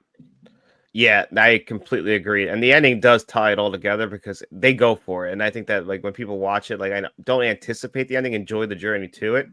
But yeah, that'll be the one that it'll stick with you because of that.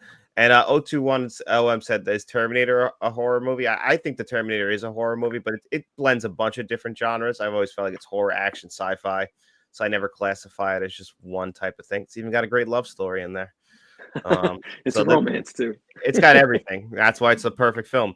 And he also L21 said The Mist, which I didn't put that as underrated because I think a lot of people do love The Mist at this point. Have you seen The Mist? Yeah, no, I've seen the original and the remake, and or am I confusing them with The Fog? That's The Fog. The Mist, I think, only has one version. It's the one Yeah, that The Mist takes is the place. bugs, right? Yeah, it's in the supermarket for the most time. Yes. Yep. No, I did. I enjoyed that too. Yeah, that one's good. That has a great 4K also, where you could watch it in color and black and white, and it Mm. works both ways. Oh, all right. No, yeah, I think I agree with you. I think it's maybe again not an underrated, but maybe more of a not even forgotten, but like lower on the list for people. You know, I feel like most people, if you talk to them about films, you'll go through a bunch of titles and then you'll mention The Mist, and just like me, like, oh yeah, I did see Yeah. that and like it. Yeah. It's one, yeah, I guess like it's from the same director, I believe, is Shawshank and The Green Mile, Frank Darabont, if I'm correct. I could be wrong on that, but I believe so. But it's a good movie. It is a good movie. I just don't know if I could say it's underrated at this point. But yeah, if the Terminator is horror, it's overrated. Overrated. Period. Terminator is overrated. Period. First of all, how dare you, Tony? That is the greatest film of all time. I was gonna say, Tony, you just kicked the hornet's nest there. John's the biggest Terminator guy there is. Yeah, you just poked the polar bear. So that's now your number two. It should be, I think. Yes, which is Malignant from a couple years ago, directed by James Wan. I love this movie. Yeah, that was actually, yeah, I agree. I only actually saw it the end of last year for the first time, maybe. It was recent that I saw it, but I agree. But go ahead. Yeah, I remember people when this movie came out, they didn't like it because they didn't like how it ended. They didn't like the third act of it. They thought it went too crazy. But then when I read stuff about from James Wan and what this movie was supposed to be, it was supposed to be like his version of a giallo horror film. And if you watch those Italian horror films, this movie does make sense that this is kind of what it is going for. Like the plot gets a little bit crazy and away from that, but that's almost kind of the point. It's also about like how the camera's moving around, like that scene in the police station. It's so badass. And the reveal might be a little silly to some people, but I loved it. I thought that was great.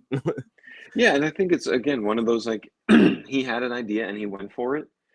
And it's funny because like again, we talked about um in our OG versus remake, we talked about the one film, and I had told you about what I read the film was supposed to be, and you were like, "Oh my God, that makes so much sense now." And I feel like that's the same thing with this. If you do the reading like you said and realize what he was going for, you're like, "Oh," and you can have a new appreciation for all that he did to get to the end. And yeah, it's a little underwhelming, but you just again, you have to turn your brain off and go into it just watching a horror movie. Yeah, because the reveal might be something like that might ruin it for some people who might be expecting something a little bit more deeper than that. Be like, no, that's it. I'm like, I think it's good. I Yeah. think I'm joking, John. I know. Yeah, I know, David. I was just messing around with you guys. You guys anyone can think. I mean, if Tony thinks Terminator is overrated, he thinks Terminator is overrated. What can I do? I'm not going to change his mind. Yeah, that's the whole point of this is Yeah. you As know Scream, at Exorcist of the Shining. Now that, what do you think? Wow. all right, so I will say I don't think Scream is overrated, and I don't think The Exorcist is overrated. I will agree that The Shining might be a little overrated. Hmm. Not scary enough for you? It's a little like I don't know, dude. It's a little long. I don't know. Uh, I don't know how to describe. It's just, you know what it is? It's not my cup of tea. So I can't say that it's over or underrated. I will say for personal preference, rewatchability and just general enjoyment, I don't really enjoy The Shining. I also don't really love The Exorcist either. I just appreciate what it did. Oh, okay. Hey, listen, I respect that. I love The Shining. It's one I run back to. I love the score in that, but I'm also admittedly a very big Jack Nicholson fan. So sometimes that gets a pass on some movies, but that's also adding into a great Stanley Kubrick film for me. But I get that. And I get why overrated. There's plenty of movies I've talked about on here I think are overrated. So it's only fair. Yeah, that's what I mean. It's opinion based, and it's just again, it's all those things that I put into that, or why I think that The Shining is a little. The Exorcist, I don't know that you can say is overrated because it genuinely like terrified the world forever. And Scream, I mean, is one of we talked about it. It's one of the most consistent franchises ever, and without that first one, also, I feel like Wes Craven's just one of the best at. He was one of the best horror film directors, and then he made arguably the best kind of spoof because that's what Scream is really. It's It's a meant to kind of spoof satire. everything. Yeah, Yeah. and I just think it's one of the best ever. So I don't know that that's overrated, but The Shining, I think a lot of people just kind of give a pass because, like you said, Jack Nicholson's in it. Jack Nicholson's in it. It's based on a famous book. There's a lot of imagery that's iconic and everything, but I just think it's not as highly ranked as it is. Yeah, I get that. Hey, it's fair. I mean, listen, Stephen King hates The Shining, and he wrote the story. He's like offended. He does not like that book. I mean, he likes the book. He does not like the movie. He does not like what they did to his baby. So there's a mini series that came out in '98 that he thinks is more, in line with what he was going for. Oh, interesting. I'll have to watch that. Yeah, I mean, it's okay. I think the original movie is better. I like the more ambiguous tone, but if you want more of a definitive and what Jack was really supposed to be, like an alcoholic, struggling man, not somebody losing his mind, you get that more in the actual miniseries than you do in the movie. Good to know. So this is a good one. The Exorcist and Scream generally made an impact on cinema and the public, whereas we are told we should like The Shining.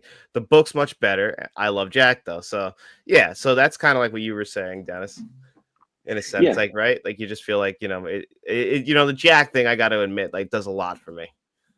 yeah, and yeah, this is just Kevin, your right. question's next as soon as we finish this one. Okay. Yeah, so it is. That's exactly what I'm saying. Is Scream defined a genre moving forward. Same thing. The Exorcist moved.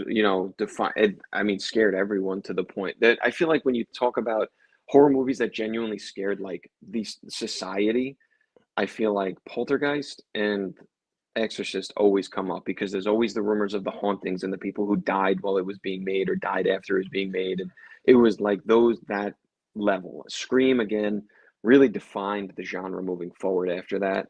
But again, The Shining just kind of was there. It was like everyone should love it. Like it's a good point. You're told you should like it. As a movie person, you're told, oh, if you like horror, you have to like The Shining. Yeah, exactly. You're right. I mean, that is one of the ones where it's always up close to the top of the list, where that society essentially has said that this is one of the cornerstones of horror. You better like it. And if you have like a feeling of mixed on it, people will like come down on you, like there's something wrong with you. It's like personal taste is a thing. Yeah, 100%. Yeah. Yeah. So let's do our number ones, then we'll do Kevin's question because I didn't Okay. realize it was 8:40 already. Yeah, go. Well, mine, I guess we could do mine first because this was on your list already, which is House on the Bayou. Yep, which did you see this before we talked? Because we did a video on this show on this movie years ago, and I can't remember if you just wanted to see this movie and we both kind of went into it blind, or if you saw it before me. No, so this was one that I watched the preview of, and I was like, "Huh, that seems pretty good." And went to you first, and I said, "Listen, I'm gonna watch this film. I think you might be interested. Do you want to do something?" And you're like, "Oh, okay." And then we both went in blind and watched it.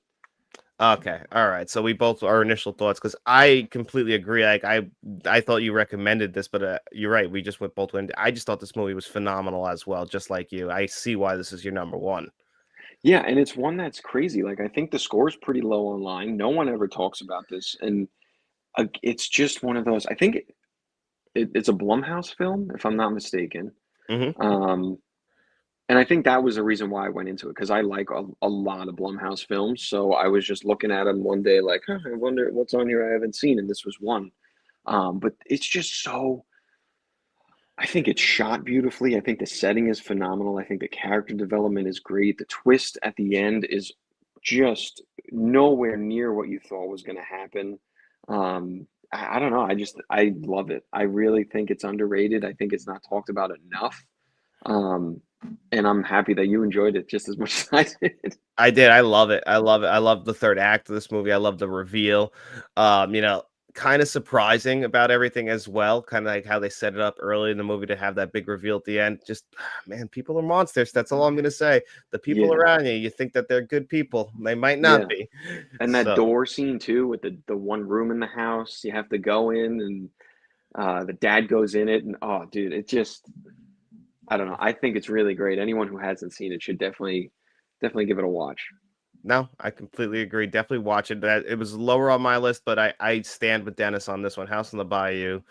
It's a good one. If you could find it, I think we watched it years ago on Hulu. I don't know if it's there anymore. Mark's Movie Menu said, I never hear him talk about the 1973 film by Lindsay Anderson. Oh, lucky man. I think the film was written by Malcolm McDowell. Really scared the crap out of me as a kid, turning people into animals. It is scary getting turned into animals. That's what the lobster's about too. Like I don't want to come back as like a lobster. I'd be petrified. Yeah. But my number one is probably no surprise to you. And we'll see how people generally feel about it. But it's The Empty Man that came out in 2020, I believe, directed by David Pryor. I know I forced you to watch this years ago, and you still haven't forgiven me. Yeah, and I told you that to be fair, I would have to go back and rewatch it because when it did come out, again, world was in a different way, and maybe I just wasn't in the right mindset for it. So I will give it another shot just for you because you love this movie. Genuinely love this movie. And the biggest flaw with this movie is that it's not on physical media, never been released on physical media. Don't know why it hasn't been, but it will be. Um, this is Oh, wait, is this true? See, I did see Sinners. It's not rated on my letterbox, really? Oh, I'll have to go back and fix that. Yeah, no, I saw Sinners. Actually, I don't even think I included that in my list from yesterday because of that. That's a problem. I'll have to fix that. Yeah, sometimes I'm not great at logging things on Letterbox. I got to actually do all the movies from yesterday, but that does get it. But yeah, The Empty Man, like I get where people argue about it. It kind of has like three different stories going on at one. It kind of loses its way at points, but I do think that they circle back very nicely on The Empty Man. And for me, it's beautifully shot. I love just beautifully shot movies. This one has all like this guy before he directed this movie, he worked with David Fincher, and because of that, he knows how to make a beautiful looking, beautiful sounding movie, and that just checks a lot of boxes for me, and it's got a great score, so that's why it's so high on my list. Yeah, and like I said, I'll give it a rewatch because the first time I did, I was like, no, thank you. But um, I will give it a rewatch because I know you love it, and it did come out the same. I think the same thing. Like we talk about the early 2000s, how all the horror movies are doing the same, like green and tan tint and all that kind of stuff. I feel like 2019, 2021, all that horror movies came out because I'm thinking Empty Man and Antlers, and they're very similar in the They do have settings. And yeah, that's true. so I think but I'm not saying that's a bad thing. I think they're both very nicely shot, like beautifully shot movies. So I'll have to give it another shot and see. Maybe it'll creep onto my list. Well, that's fair enough. I appreciate you at least respecting me, not knock it completely. Which you know Yeah. what, you would have been fine to do that. I wouldn't have been upset with you. Now I'm saving that for when you say something ridiculous again. Like Okay, Halloween 3 is the best Halloween. it is the best Halloween, so I stand with what I say. Tusk is a good one if no one's ever seen Tusk. Yeah. uh, Tusk is weird. It's directed by Kevin Smith too. Yeah, that freaked me out when I saw it. Not gonna lie.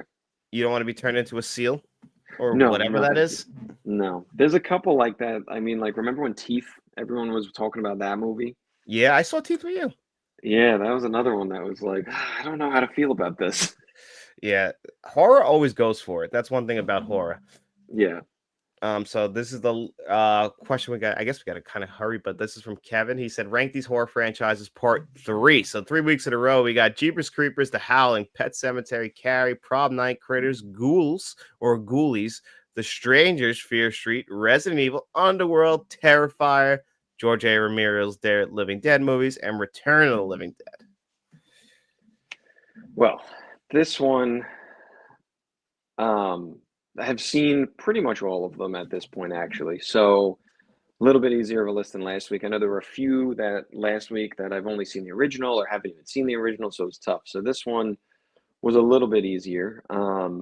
Starting with, I guess, my 13 is Critters. Critters, that is a little bit higher on my list. I got Ghouls. Okay, we could talk about that because that's my next one. All right, so Ghouls is just I've only ever seen the first one, and I didn't really love it. Yeah, I just kind of, it's the same discussion I had for Critters. It was, seen it, it was fine. Didn't really, I prefer Gremlins. Yeah, exactly. That's the better one. Yeah. So Um, that was your 13 or whatever it was. Critters was 13. My Ghoulies was my 12. All right, and so I got this one might be a little low for you. Terrifier. We can talk about it. That's my number 11. Okay, yeah. So I that'll be just my next one. last year I was rewatching 1 and 2 in anticipation for the third one, and then I was like, you know what? I just don't like these movies, and I'm not going to see the third one in theaters. I'm glad you said that because I actually went through the same thing. The third one was coming out. I was like, all right, I'll give this another shot. Watch the first one, was like, okay. Watch the second one, made it to the part where he skinned that girl alive in her bedroom and was like, I don't need to see any more of this or see the third one. Yeah, that's the problem. I Yeah. just was like, you know what? No, and I know that the Terrifier 4 is coming, but I think you said this when we were talking about the Texas Chainsaw Massacres, how they're just basically showpieces for the effects, and that's exactly how I feel like when I watch the movies, and I just don't need extended scenes like that. Yeah, it's really, that's all it is. There's like nothing to the plot anymore. It's just about the gore and showing you how crazy we can make this kill look, is really all it is. Yeah, I agree. So, So that was my 13, 12, and 11. all right, and my next one is Critters. Then, Okay, we could, and I have the same comment because it's same as Ghoulies, just not my thing. no, I don't. Not my thing either. I think David actually bought the box set for this, but I remember watching them years ago. I think the second one actually has Leonardo DiCaprio in it, if I remember right, or is it the first one of them? He's in it, and I just didn't love them. They're good though. They're fun. Like I didn't walk out of them hating them. Yeah, yeah, and I see the comment there that it's different. Gremlins is different, and yeah, I said that kind of Yeah, jokingly just because it's it's in the little same monsters running Little around. Monsters, yeah, but very different movies. Yeah, Totally. they are very different, obviously. Just and not that I hate them, just on this list of these other like heavy hitting movies, at the very least, a lot of the originals for the rest of these are to me significantly better than Critters and Ghoulies are. Okay, So then my 10 is Return of the Living Dead. that's a punt. Okay. Next up, I got Prom Night. That'll be a punt slightly. Okay, I got at number 9, I got Underworld. that's what I have at number 9. Oh, look at that. We matched. Yeah, I like Underworld actually a pretty good amount, but don't love it. This feels like a lot of different movies of the time. It feels like the Resident Evil movies, and then obviously this spun out into the Van Helsing movies. Hmm. Yeah, I agree. I think The third movie was DiCaprio, so I saw all those, huh? I didn't finish the the second. second. I don't blame you, David. And you bought that. It's a nice set. But yeah, I agree with you. I think Underworld and my next one is actually Resident Evil 2. I put them right next to each other because I feel like That's incredibly what I did similar. too. Oh, You know, really? 9 and 8 are Underworld and Resident Evil. Yeah, very Okay, similar. perfect. And I think like as the franchise goes along, they never hit really highs, but they also don't hit like terrible, right? Yeah, no, there's not one that I can think I've seen that I'm like, oh my God, I would never watch that again. But there's also not one in either of them that I've seen that I'm like, I need to rewatch this every single year. Like, this is one of the best. I think they're just good films. If you like them, they're good to watch. If you don't like them, you're not missing much. It's just, um, they're entertaining. But like you said, it's very of the time, I feel. Yeah, I completely agree. And the Resident Evil, they tried to reboot it a couple of years ago. I'm not including that one in that franchise. That one was just bad. I saw it in theaters. It was just bad. We don't talk about that. No, we don't. We don't talk about that, and we don't talk about Bruno.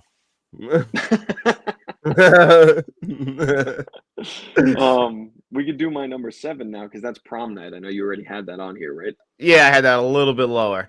And that's only Yeah. because I just think the original one's good. I mean, I have a new appreciation for Prom Night after our Fear Street talk. Well, yeah, I think that's the thing. I don't know if you go back. I don't know if you go back and count like so original prom night with it was Jamie Lee Curtis, right? She was in that, the original Yes, one. I believe that And was then one of. and then there That's how was a remake also.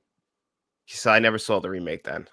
And then I don't know if you also count Fear Street Prom Night, but any movie named Prom Night so far, I haven't had a problem with. And I like the original too. I think that I like Jamie Lee Curtis from that time. I think she's in a lot of slasher films, and she kind of was the OG scream queen, if you will. Yeah, And either it's her or her mother, right? yeah, Depends how right. you Well, look yeah, at it. yeah. I forgot her mom too. Yeah, the final girl. Well, no, final girl really is. Yeah, she's like the original, like final girl, I guess, in a sense, right? Yeah, I mean, there's like little ones before that, Yeah, but but she was the yeah, one where the trope became a thing. yeah.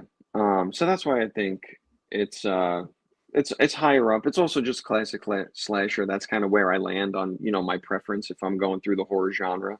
I love the classic slasher films, so that's why I have Prom Night just a little higher than those other films. Fair enough. Can't disagree with you on that. So that means for me, I have The Howling. Howling. Where do I have that? I think Did I that was the miss one. that? I think you missed that one. I think I did. All right, we can talk about it. I only like the first one, but I love the first one. Yeah, well, it would have been high up like this too. I think I thought I had it up here too, almost in the same spot. Because again, the first one is just so good. So And a good. And lot of these ones are that for me. yeah, I got to be honest. When I saw this on the list, I was like, "Fuck, I kind of want to watch The Howling." And I'm not like the world's biggest like werewolf movie fan because I do feel like that they have their own separate subgenre where we have to show the transformation scene. It's like I've seen every single one of these. They all kind of hit the same beats, but I feel like The Howling and then obviously a Werewolf in London are like the two big ones. Yeah, no, I agree 100%. I mean, it's the same, there was like that time where everything was werewolves, everything was vampires. Like there's always these kind of like time periods where certain things are it. But this to me is one of the better, if not the best, werewolf movies that is out there. I love it. I go back to it a lot. I actually have a confession, not about The Howling, but when I was young, I was very scared of the Goosebumps episode with the werewolf when the kid would turn into, and then I rewatched it as an adult, and Yeah. I was embarrassed. Well, we just talked about it. What's scary when you're a kid might not be scary anymore, but still, it gets points for the nostalgia. Yeah, I mean, it's just I remember being pet. I had it on VHS because I love the Goosebumps, and I was like, I'm not watching that one. It's too scary. Yeah. All right. I'm gonna add the Howling here in All the right. same spot just so I keep the numbers the same. So we're on six now, right? Yep. So my six, I have Carrie. All right. I have that. I had that lower. Okay. Again, classic film. The original is just that's really why it's this high, is the original. Yeah. Sequel was like fine. I mean, nothing to write home about. And then the remake, I feel same thing, was fine. Nothing really to write home about. But the original, that's why I put it up here. Strictly on the merits of the original Carrie. Yeah, I agree. That's exactly why I had it this high as well. Well, I had it at 10, but that the reason why it even was that high above other franchises is just because of the value of the first one. I don't really care about anything after the remake, but the first one, directed by Dave Palmer, is one of the better ones. Yeah, So it 100%. deserves its spot. So that means that my number six, this might be a pun, is The Strangers. Oh yeah. Okay. Oh yeah, big time. My number five is Pet Cemetery. That's my number five. Oh, dude, this is a great list. We've been really on the money with each other. Yeah, sometimes dad should say dad. Yes. Oh my God. This is actually one of the films that I feel like I watched when I was young, was terrified, and then watched as an adult and was still pretty terrified. Killing the kid thing is something when they go for it, that's dark. And to do it in a movie like this, where it's also kind of cheesy, like digging up the pet and the kid again, it's like, but still to have a scene where they actually lose their child in a scary accident like that, it petrified me. Yeah, that when the truck is ripping down the road and the kid is just running, you have that moment where you're like stomach drops and you're like, oh, are they gonna? And then they just pull the trigger on it and they kill him. And it's like, okay, where do we go? And then there's the scene with the kid under the bed. Oh, well, yeah, where it cuts the ACL. Oh, dude, Uh, I can't. I can't. Oh, yeah. just gross. It's I, horrible, horrible thought to have that happen. So, um, just again, this is another one of those. The original is just, it's so good. I actually enjoyed the remake when I saw it in theaters. Thought it was, pretty much the same movie. They just swapped the kids' sexes and all, but I actually liked it. It's not as good as the original though. Yeah, I don't mind it. I actually have it, Blu-ray or some. I don't remember. I got it a long time ago, but I don't mind it either. It's good. It's a quality remake. It's the original is just so good. Yeah, that's just what it is. So that means we're up to your number four. Which would be George Romero's Living Dead. That's a punt. Okay, My number four is Return of the Living Dead, which I think you had lower. I did have it lower. Yes. So I have it this high because this one, Return of the Living Dead, is actually my favorite zombie film of all time. So Oh, that's why really? I love Return of the Living Dead. It's, basically it's a horror comedy, but I love horror comedies. Yeah. And, I'm not the world's biggest zombie guy, which, will be kind of contradicted soon. But still, I'm just not it's not like a genre where I watch every single one of them. But when you have something like this, where I just love how silly it is, how these guys are just two dumb idiots who end up setting off the zombie apocalypse that's going to destroy this entire town. Yeah. I mean, so that's kind of the reason why it was lower on mine because I'm not a huge zombie fan either, which is a kind of a contradictory because I just had Living Dead at number four. But I just, if I do watch it, I just feel like I like it to be a little bit scarier because I already, listen, I love Return of the Living Dead. I like comedy, zombie things. Shaun of the Dead too, hilarious film. But I don't know, the comedy part of it is why it got knocked down just a little bit lower for me, just because if I am going to dive into a zombie film, I feel like it's got to be a, a more serious one. That's all. No, hey, that's fair. That's fair, and I get that. Like, I just put it up there just because of my love for that film, and like, it's a summer horror film for me. And brains.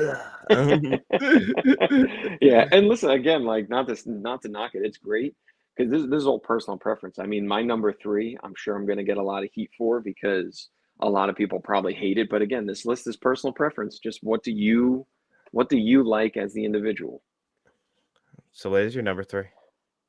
Fear Street. That's my number two. So, Oh, all right, all so that's right. So fair. yeah, all right. I just listen. We talked about it. Prom night was fine, but I think the first three, hmm I just think they were so good.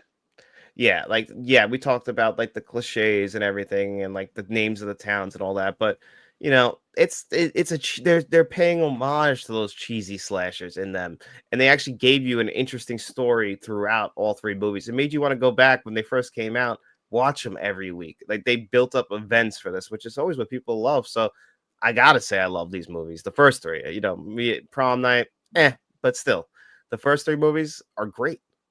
Yeah, and I think we're in total agreement. I don't mind prom night, but the first three I go back to pretty frequently just because I just think they did a great job capturing it. It's also really cool that they have it like one is 90s, so it's kind of throwback for growing up as kids. The other 70s, so it's like that classic horror movie time period, like summer camp murder kind of thing. And then the other one, 1666, is cool because it's just very like Crucible, Salem witch trial, The Witch, like very of that time. The time period thing helps it a lot. It's and all three of them, while they're connected, are very different, but I think they're all done so well. I completely agree, and that's why I had to have that one at number two. My number three, though, I can't remember if you had it lower, but Jeepers Creepers. That is my number two. So we just flip flop these. Oh, okay, so that works out good. Yeah. All right, so So you want to talk about it since it's up there for you? yeah, I mean this is again one of those films that's the first two. The third one, the reboot, garbage. But the first two films to me were just so good. The only reason it's above Fear Street is just because it's like an actual slasher. And I don't know, I don't mean that as a knock to Fear Street, but Fear Street has that kind of goosebumpsy vibe to it where it's a little bit, like you said perfectly, it's a little bit more of a young adult. It's a YA film. Yeah, Jeepers exactly. Creepers to me is more of an adult film. So that's the only reason it's higher. I just love the Creeper. I think in the original, the terrifying nature of being chased by that truck, the horn on the truck, being run off the road, just everything about the first two, I really, really loved. Yeah, I agree. The first two are great. The school bus in the second one, like it does feel like a true sequel, whereas the other two just feel so out of place. But you can't take anything away from the first two movies. I feel like you can run back to those every single year. Yeah, 100%. So that's why it's my two. I'm glad it's, up there for you too, because I really do. Again, just the first two. You don't even have to, you never have to see the third or the remake. Just watch the first two and you'll see why it's a great film. You did that for them. Yeah. So what's Um, your number one then? my number one is The Strangers. Fair enough. I mean, hey, I praised Strangers Prey at Night earlier. I like the original. The remake just it hurt my soul a little bit. Yeah, that's why it's still number one for me because I think the first Strangers is probably my favorite horror movie of all time. If not, it's in the top three constantly. Pray at Night has come a long way in terms of how much I like it upon rewatching it. So I just don't really count. Like I'll go back and rewatch the remake just to give it another chance and see maybe it can change my mind. But just the first two alone, just like Jeepers Creepers, I think the first two films are just so good. And specifically the original Strangers film. I remember when it first came out, it was so scary. It was just, the ending with how they ask them why they're doing it. I think it's just a perfect film. I love the original Strangers. No, I agree, and I understand why that's your number one for that exact reason. Because the original Strangers are great, and Prey at Night. I probably actually should have had this higher on my list. Looking at it, where did I end up? I had that at 5. I feel like the quality of those first two films like really does deserve more appreciation. That's why it being a one for you is fair. Yeah. I have the George Romero ones at number one just because I feel like as a franchise they have all been quality. And Dawn of the Dead would be my second favorite horror film of all time. Wow. Okay. And you're talking original Dawn of the Dead. Yes, the original one from like not the remake that was done by what the hell's his name? Zack Snyder. Yeah. So Okay. I personally really love that movie. So that's why they are actually number four. That's where I had it because if there were zombie films I were going, again, it's just not a genre that I love to go into, but if I do go into it, that's where I go because I feel like that is zombie movie. Like you want to watch, it's going to be one of those Living Dead, Dawn of the Dead, any of those films. That to me is what zombie movies are. So that's why it was up higher for me too.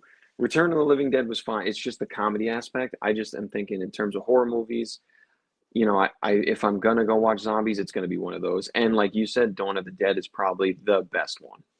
Yeah, I agree. Dawn of the Dead is great, and I appreciate that you can respect my opinion, have it a little high because I do feel like it's a little bit of a contradiction because I don't love zombies that much, but I do think that Night of the Living Dead did so much. Dawn of the Dead is just a classic, and then Day of the Dead is a fun '80s horror movie as well. Yeah, that's what I mean. I think it was one of those, it had the formula, knew what it was going for, pulled the trigger on it, did everything just right. Um, and again, like I said, in terms of zombie films, I feel like they can get really out there. And these ones really didn't. They kept it where it needed to be entertaining and not really lose sight of what it is. Yep, no, you're completely right, and that's why they are number one in my opinion. Where Strangers is number one for you. Yes, sir. So, how are you on time? If you want to do what we talked about, the little preview of the A24, I can bang that out quick. All right, so we wanted the Rogue 1677 sent us a question we would like to do, but we're gonna save this for a video. Let me see where I have it on here. Yeah, we Uh, think this one is more of a separate video thing. Instead of a live chat, we actually will do a video together where we talk about this, but we want to do just a quick before I sign off, just to give you not necessarily ranked. This isn't our top three or our bottom three. This is just three that we both feel um, are high ranking in the A24 pantheon, if you will. yeah, no, exactly. So we'll just pick. We both just picked 3. We'll just go one back and forth. I had Hereditary as like the ultimate A24 film. Okay, all right. I actually put Talk to Me, or I picked Talk to Me. You were the one who told me to watch this one. Yeah, I love Talk to Me, and I was supposed to see Bring Her Back, their new movie, yesterday, but unfortunately couldn't do that. Having some issues with my dog right now, and you know, just can't really get out of the house. I saw Mission Impossible though, so at least I saw one of the two movies. There you go. Hereditary too, good choice. Only reason I didn't pick it is it's probably going to be pretty high on my list, so I tried to leave my top ones out of it.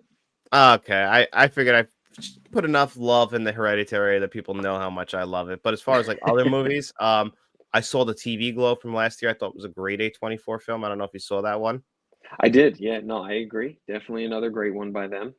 Yeah, the Um, colors are beautiful. yeah. My another one, it's actually a repeat from the earlier discussion, but I did put Killing of the Sacred Deer. Just got to Ah, mention it one more time. that I think most of Yorgos Lanthimos movies have come out through A24. A24 has got that like tone that people just it's an A24 movie. It almost feels like a hybrid between art house and mainstream. I think is the way that I would describe it. Like it's got the long, beautiful shots, beautiful cinematography, but it's also easy to digest.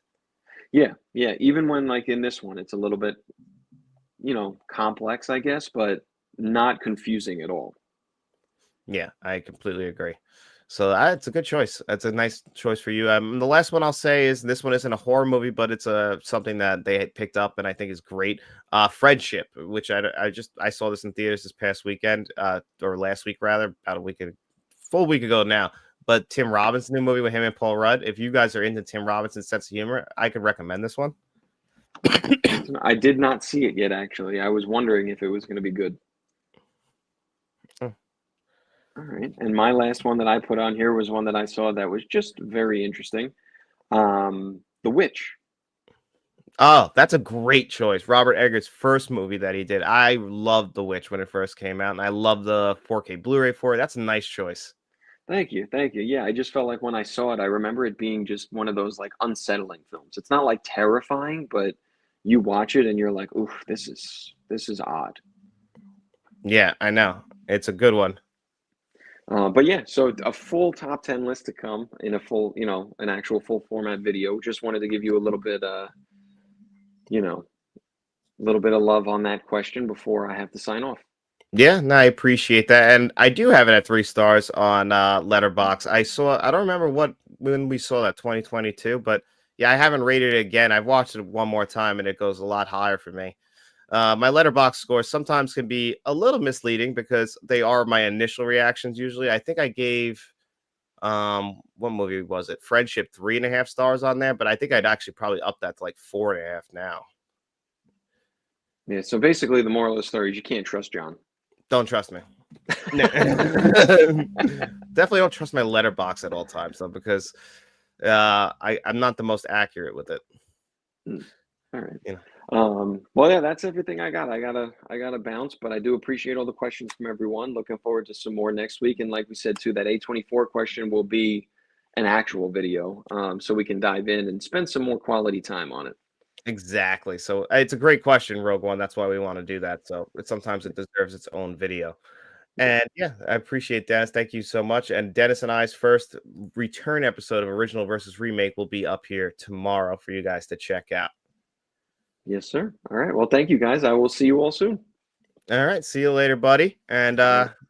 the rest of us, we got some business to take care of. And I got some questions. Poppin' Fresh is in here, so I want to answer his question while he's here.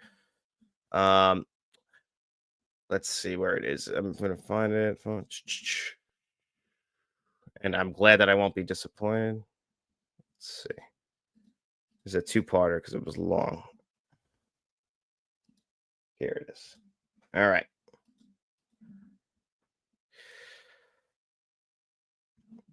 So let's read this one out loud. This is from Poppin' Fresh. He said, John, what are a few favorite cinematography scenes in movies? For me, The Shining, A24 called, The Green Knight, Nosferatu, The Awakening, all beautifully shot. Called The Favorite by director Yorgos Lanthimos, very Kubrick-like camera angles. Yeah. And cinematography. And lastly, two black and white films called Shadow from the director of the movies House Flying Dragon and let's probably remove this so I can read the bottom. Housefly and a movie called Limbo from Hong Kong director Soy. And this is where I have the second part. Oh, this way. Cleaning is stunning, black and white all around should not be missed. Sorry for the long question. Answer if you have time. Absolutely, I'm going to answer this. So I actually took some shots from some of my favorite shots, like right here. This has always been one of my. It's, the picture doesn't do it justice, but this is from Casino. The director, the cinematographer for this, always likes to do these like where he highlights things and like shines them in white. Like look at the light on the airplane itself.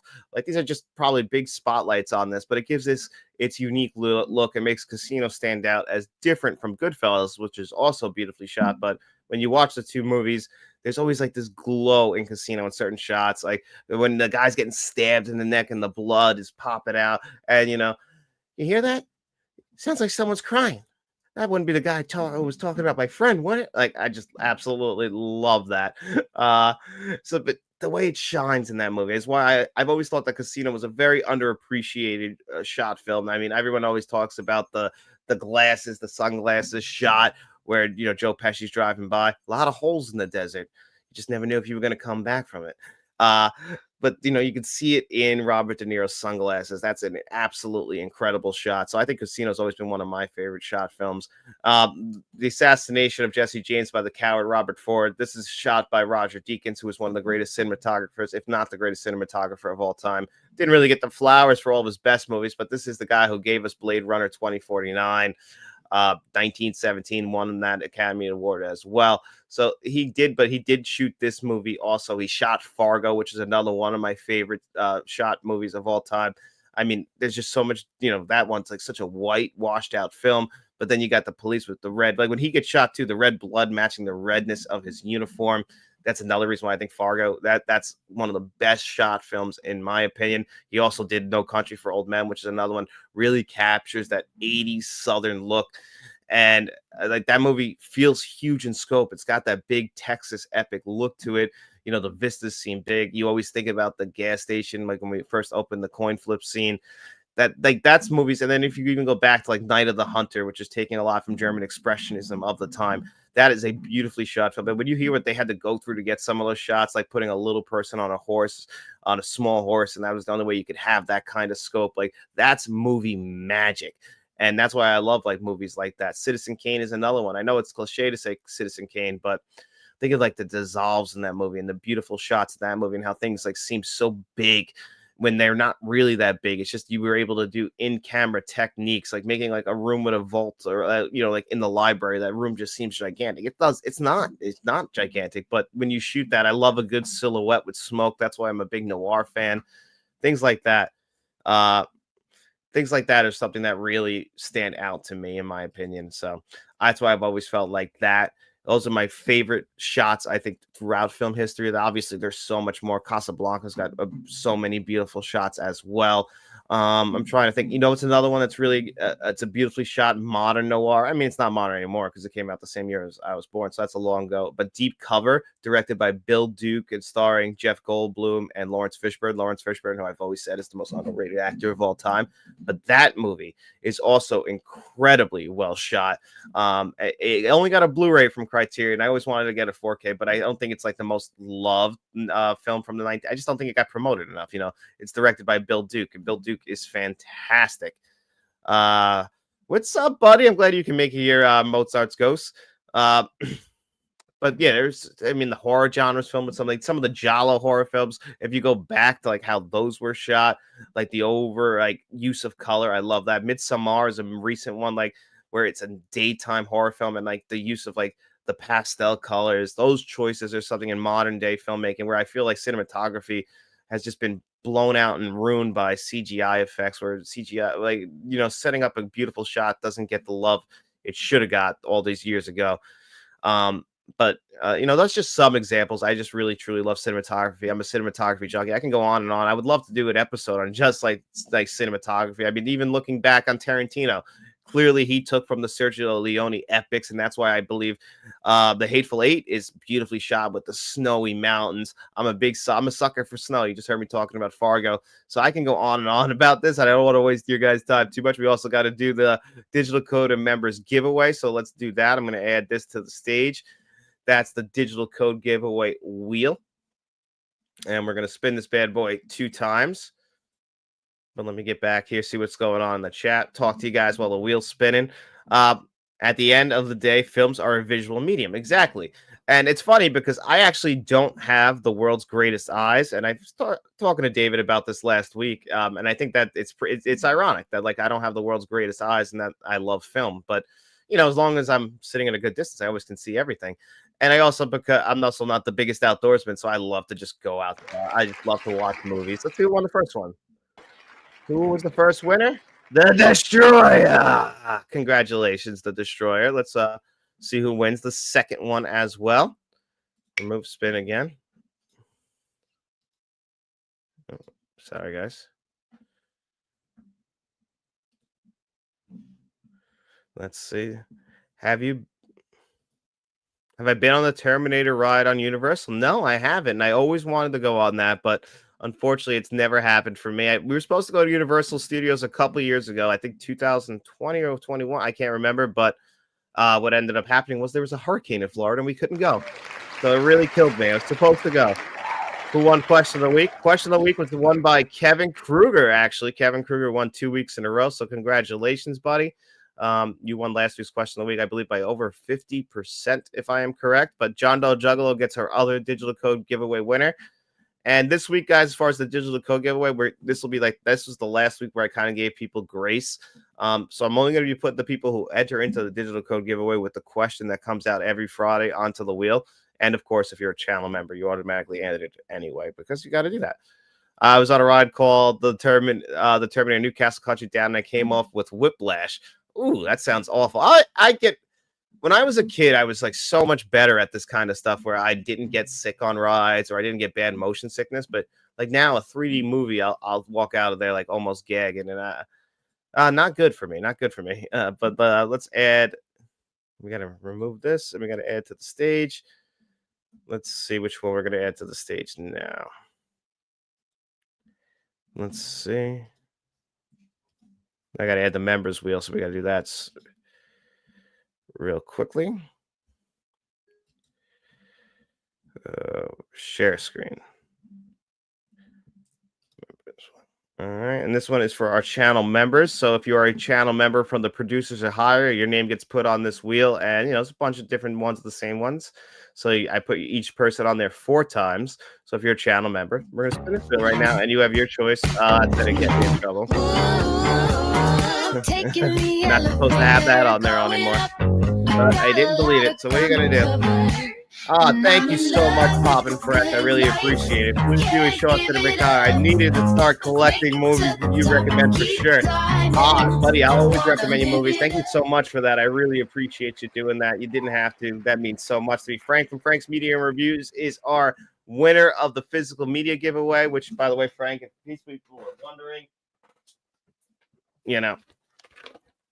let me just make sure I get this on there. But I just want to make sure I don't sell short what Poppin' Fresh did. That means so much, buddy. Thank you so much. You always have been so gracious. I appreciate it. And that's why I make sure I answer your questions. I will do a cinematography episode because I would like to do a lot more research and talk about some of my favorite cinematographers and, get more shots together, maybe share some scenes with you guys. It's kind of hard when I got to fit it to a whole show because it's such a good question, buddy. But Frank, you'll be able to pick from the Predator on 4K Blu-ray. Just added that, or Predators, whatever. That was the bad one. The Ring on Blu-ray, Pulp Fiction on 4K Blu-ray, the Weird Al Yankovic story, Color Out of Space, Crank, 2012, and Bill and Ted's Excellent Adventure. So I'll reach out to Frank and see what he wants. That's how we do that every month. Let me share the digital code giveaways with you guys because I know that you guys are going to want to know what's available for that as well. Let me see.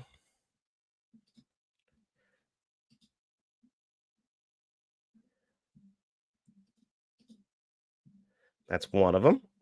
So take a peeker for all of our digital code giveaway winners. This is 3.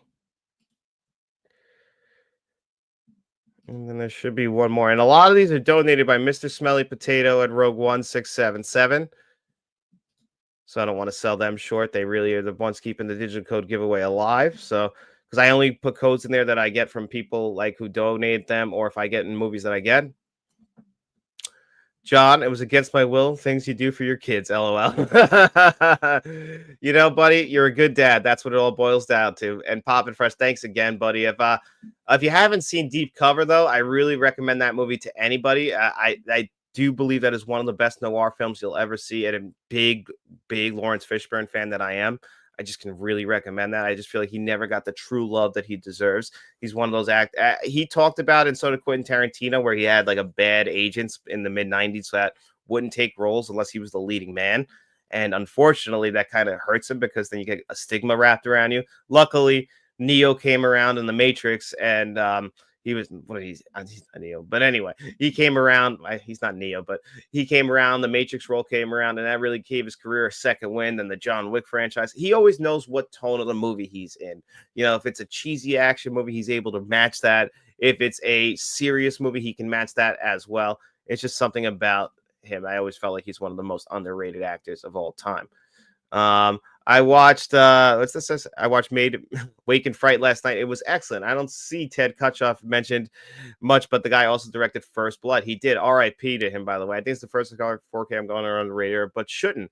Really, I'll have to grab that one. I always thought, you know, it's funny. The First Blood 4K Blu-ray was the first one that really sold me on the 4K Blu-ray format as like the one that like knocked my socks off. And now when I go back and rewatch it, it's not the world's greatest 4K Blu-ray anymore. It just shows how technology gets better and, you know, older 4K Blu-rays. Not all, some are still good. How could I forget 1970? That one is stunning on 4K. Cinematography is out of control. We'll do. Yeah, it's 1917. Deakins deserved that Academy Award. I believe he's the shining star of that movie because, you know, these characters, you don't really get. It's really about the experiment of it seeming like just two shots, the day scene and the night scene. But those night scenes with the glow of the fire, like that sticks with you. It's absolutely beautiful. Might have to check it too. Let's see what Kevin said. Oh, when are you going to review Kingdom of Heaven 4K? I canceled my Kingdom of Heaven 4K. I will not be reviewing that because it got delayed last week when it was supposed to ship. It said it was going to arrive by last Tuesday by 10 p.m. And it said that due to a whatever they said inventory shortage, they were not going to be able to send that. Would I still like it? And I said no, because it also didn't drop below $55, and I'm not spending $55 on one 4K steelbook. I feel like they got us bent over a barrel, Disney and Sony, and I don't appreciate that. I don't appreciate that at all. And I won't play that game. I'm not going to spend that kind of money. I would love to review it here on the channel for you guys. I really would, but that's just too much money for me for one movie. I took that $55 that I was going to spend on that, and I pre-ordered Jurassic Park from Groove, and I know I'll get that earlier. It won't be them with they could print more discs. I hate this, like, oh, it's just an inventory shortage. It's not. Sony and Disney can print more discs. They're choosing not to print more discs. We're talking about two major corporations here that supply and demand. They just know that these are movies that we want, and they know that if they put out in limited quantities, they know that they can charge whatever they want for them. And I personally, as a human being, do not support that kind of business practice. So I won't be grabbing Kingdom of Heaven until it's fully in stock and at a reasonable price, or I just won't get it. That's fine with me too. It's the way it goes. I saw today that Master and Commander is like the next one that they are going to be doing. Bill Hunt reported that. And if that's the same exact route that they go with Kingdom of Heaven, where it's a limited supply and you don't even have enough to fulfill pre-orders and it's $55, I have the Blu-ray. I would love to see that movie in 4K Blu-ray. I think it's one of the most underrated films when you're talking about cinematography. It's a beautiful looking film. Master and Commander, would love it on 4K Blu-ray. I'm not spending $55 on it. It's just too much money. It's not right to do to people. It will probably be Criterion 4K eventually. I think so. I agree. Let's see what else. Still waiting for my Kingdom myself. Pre-ordered and they didn't make enough. That's what's crazy. It's like you don't make enough to fulfill your pre-orders. Bum me out. Yeah, it's sad in a lot of ways. My theory is that the Mexican replication plan is swamped and they are trying to get stuff out for everyone. We could use another facility. No, there's truth to that, but they gotta why is it only affecting them? That's what I'm trying to understand. From what I understand, America, the United States, only has one or two facilities that print discs, and then they use the one you're talking about in Mexico as well. Overseas, obviously, like companies like that print their main corporate companies like Arrow Video, their main hub is in the UK, where other people, Australia would be Umbrella. So like they probably have their own facilities for printing discs there as those get imported. But Sony and Disney are supposedly major corporations, right? They not supposedly they are. They're major corporations that have plenty of money. They can print more discs. They're doing this to charge us more money because think about it. They're holding those films hostage. I wouldn't be surprised if Fight Club gets this or Con Air, where they get the $55 treatment, because it's almost like what Disney used to do back in the day with the Vault, where they only put out a limited, get it now, or it's going back into the vault, and it's essentially holding movies hostage. And I don't appreciate that. Like I movies are very expensive. 4K Blu-rays are very expensive. I don't have the kind of funds to buy every single one that comes out. I'd love to, but I just don't. And I don't get review copies. I don't ask for review copies because I also feel like that's, I'm not a sale. I understand why some people do. I get it. I'm not trying to knock everyone who gets review copies, but you get a review copy and then you're talking about the price of it. You didn't spend the money on it. I don't feel like I should be ever talking about the price of a product if I didn't spend the money on the product myself as well. I think that's kind of the wrong way. Chinatown situation last year at Paramount, they didn't have enough either. They didn't, and then they came out with a standard edition that was cheaper. Now, if they do that, that's fine. That's what they should do. A standard edition that's cheaper, not just give us one freaking option when you use Disney physical media. Well, I don't buy Disney physical media as it is anyway. I made an exception with Tombstone because that was a special film, and they dropped the price to $41 and not $55 like initially did. They didn't do that with Kingdom of Heaven. But I have not bought Disney's Marvel's films on 4K Blu-ray. The last one was the Doctor Strange sequel. I haven't even bought and upgraded any of my Disney MCU movies to 4K, and I haven't bought any animated films from them either, because I don't like Disney's business practices. They are fully taking advantage of consumers when things cost so much. This is a niche hobby as it is. People's money's tight. I don't appreciate when they do things like that. So I will not buy their product unless it's reasonably priced. I won't. And I won't ask for, I don't ask for any of these companies to send me review copies. I just buy the movies I want to review. And I feel like they're going to, you guys want to see reviews on them. That's why I was going to get Kingdom of Heaven. I try and buy them, but at the end of the day, it's really expensive for this stuff, and I feel bad. I agree though, for Fox's sake, Sony and Disney, they can make more. They just, they don't want to. That's where the problem, I think, comes in. Tombstone Far is fun. Atomic Movie Store, it's a 4K steelbook, and that's fine. That's a little bit fair. Tombstone is back in stock now, and you can go get it. There should have been enough for everybody, but you put it out of a limited stock, $42. They never have to lower the price. I know David over there in Ireland was able to get a slipcover edition, where if you wanted that here in the United States, you had to import it. And with the import fees, it almost ends up the same price as the steelbook. So it's not, they know what they're doing. They're making conscious choices. These aren't good people in business, making decisions here to help out the consumer. I appreciate, Bill Hunt is great at the digital bits. He actually gets to talk to these people and tell them the movies we want. But it doesn't mean that these corporations are walking away from those conversations and saying, let's make a reasonably priced 4K Blu-ray for the fans out there. No, they're thinking if we're going to do this, we better turn some sort of profit. So make sure you're overcharging them and only print the disc that we know we're going to sell. And that's truthfully what's happening. So they're holding essentially movies hostages. And it drives me nuts because, everything costs so much money at this point. Should you bring the PO box back? You should bring, I might have to. I'll review. I'll still review. We'll both get it after everyone else. Yeah, that's possible. I'll probably do that. Yep, see, $23 for a Tombstone regular with a slipcase. That's not bad. That's a fairer price than what we got over here. 4K and Blu-ray. That's just much. And then when you watch Tombstone, the initial reviews, it's a lot this is kind of like a rant, but think of when new movie reviews come out now, and it's the same thing for 4K Blu-ray reviews. People who get them early, people who go see these movies early, you see the initial reviews are always very, very high and saying it's worth your money. Make sure you go see it. Then when everybody else starts to go see it, you find out that those people were overpraising it. For what reason? You have to always ask yourself this when you watch critics: is what do they get out of it? Don't think about it. These are human beings as well. Nothing is free, but usually especially in the YouTube field, you don't make a ton of money. So a lot of people, the silver lining is maybe you get invited to movie screenings, or you get physical media review copies that you get to keep. You don't got to mail them back or anything like that. So why would you rock that boat? You're not going to, you might want, you're not essentially a salesman for these movies or physical media, but it might warp your view of the film because you don't want to say anything that could end up hurting you and getting something in the future. And I feel like that's something that kind of gets lost. And that's why I always take people's views more serious, like after the fact, like when stuff, I'll wait till things come out before I end up, except for certain movies that I know that I want to review for you guys. I'll always make sure I get it. Or if I want the movie, I'm going to pre-order it anyway, like sneakers on 4K Blu-ray. I mean, that might not be something that I should have known wouldn't have been like the greatest when it came to extras and getting new extras, but I wanted the movie, so I made a choice to get that, and it works out, I think. But everyone's different, and I get that. Let's see. I could probably do some more questions while that rants over. Do a couple of more, see what we got in here, because it was kind of a busy day here on the channel. I'll also be on Frank's Media Reviews show tonight at 10 p.m. Eastern, 7 p.m. Pacific time, where we're going to rank some summer blockbusters. Let's see.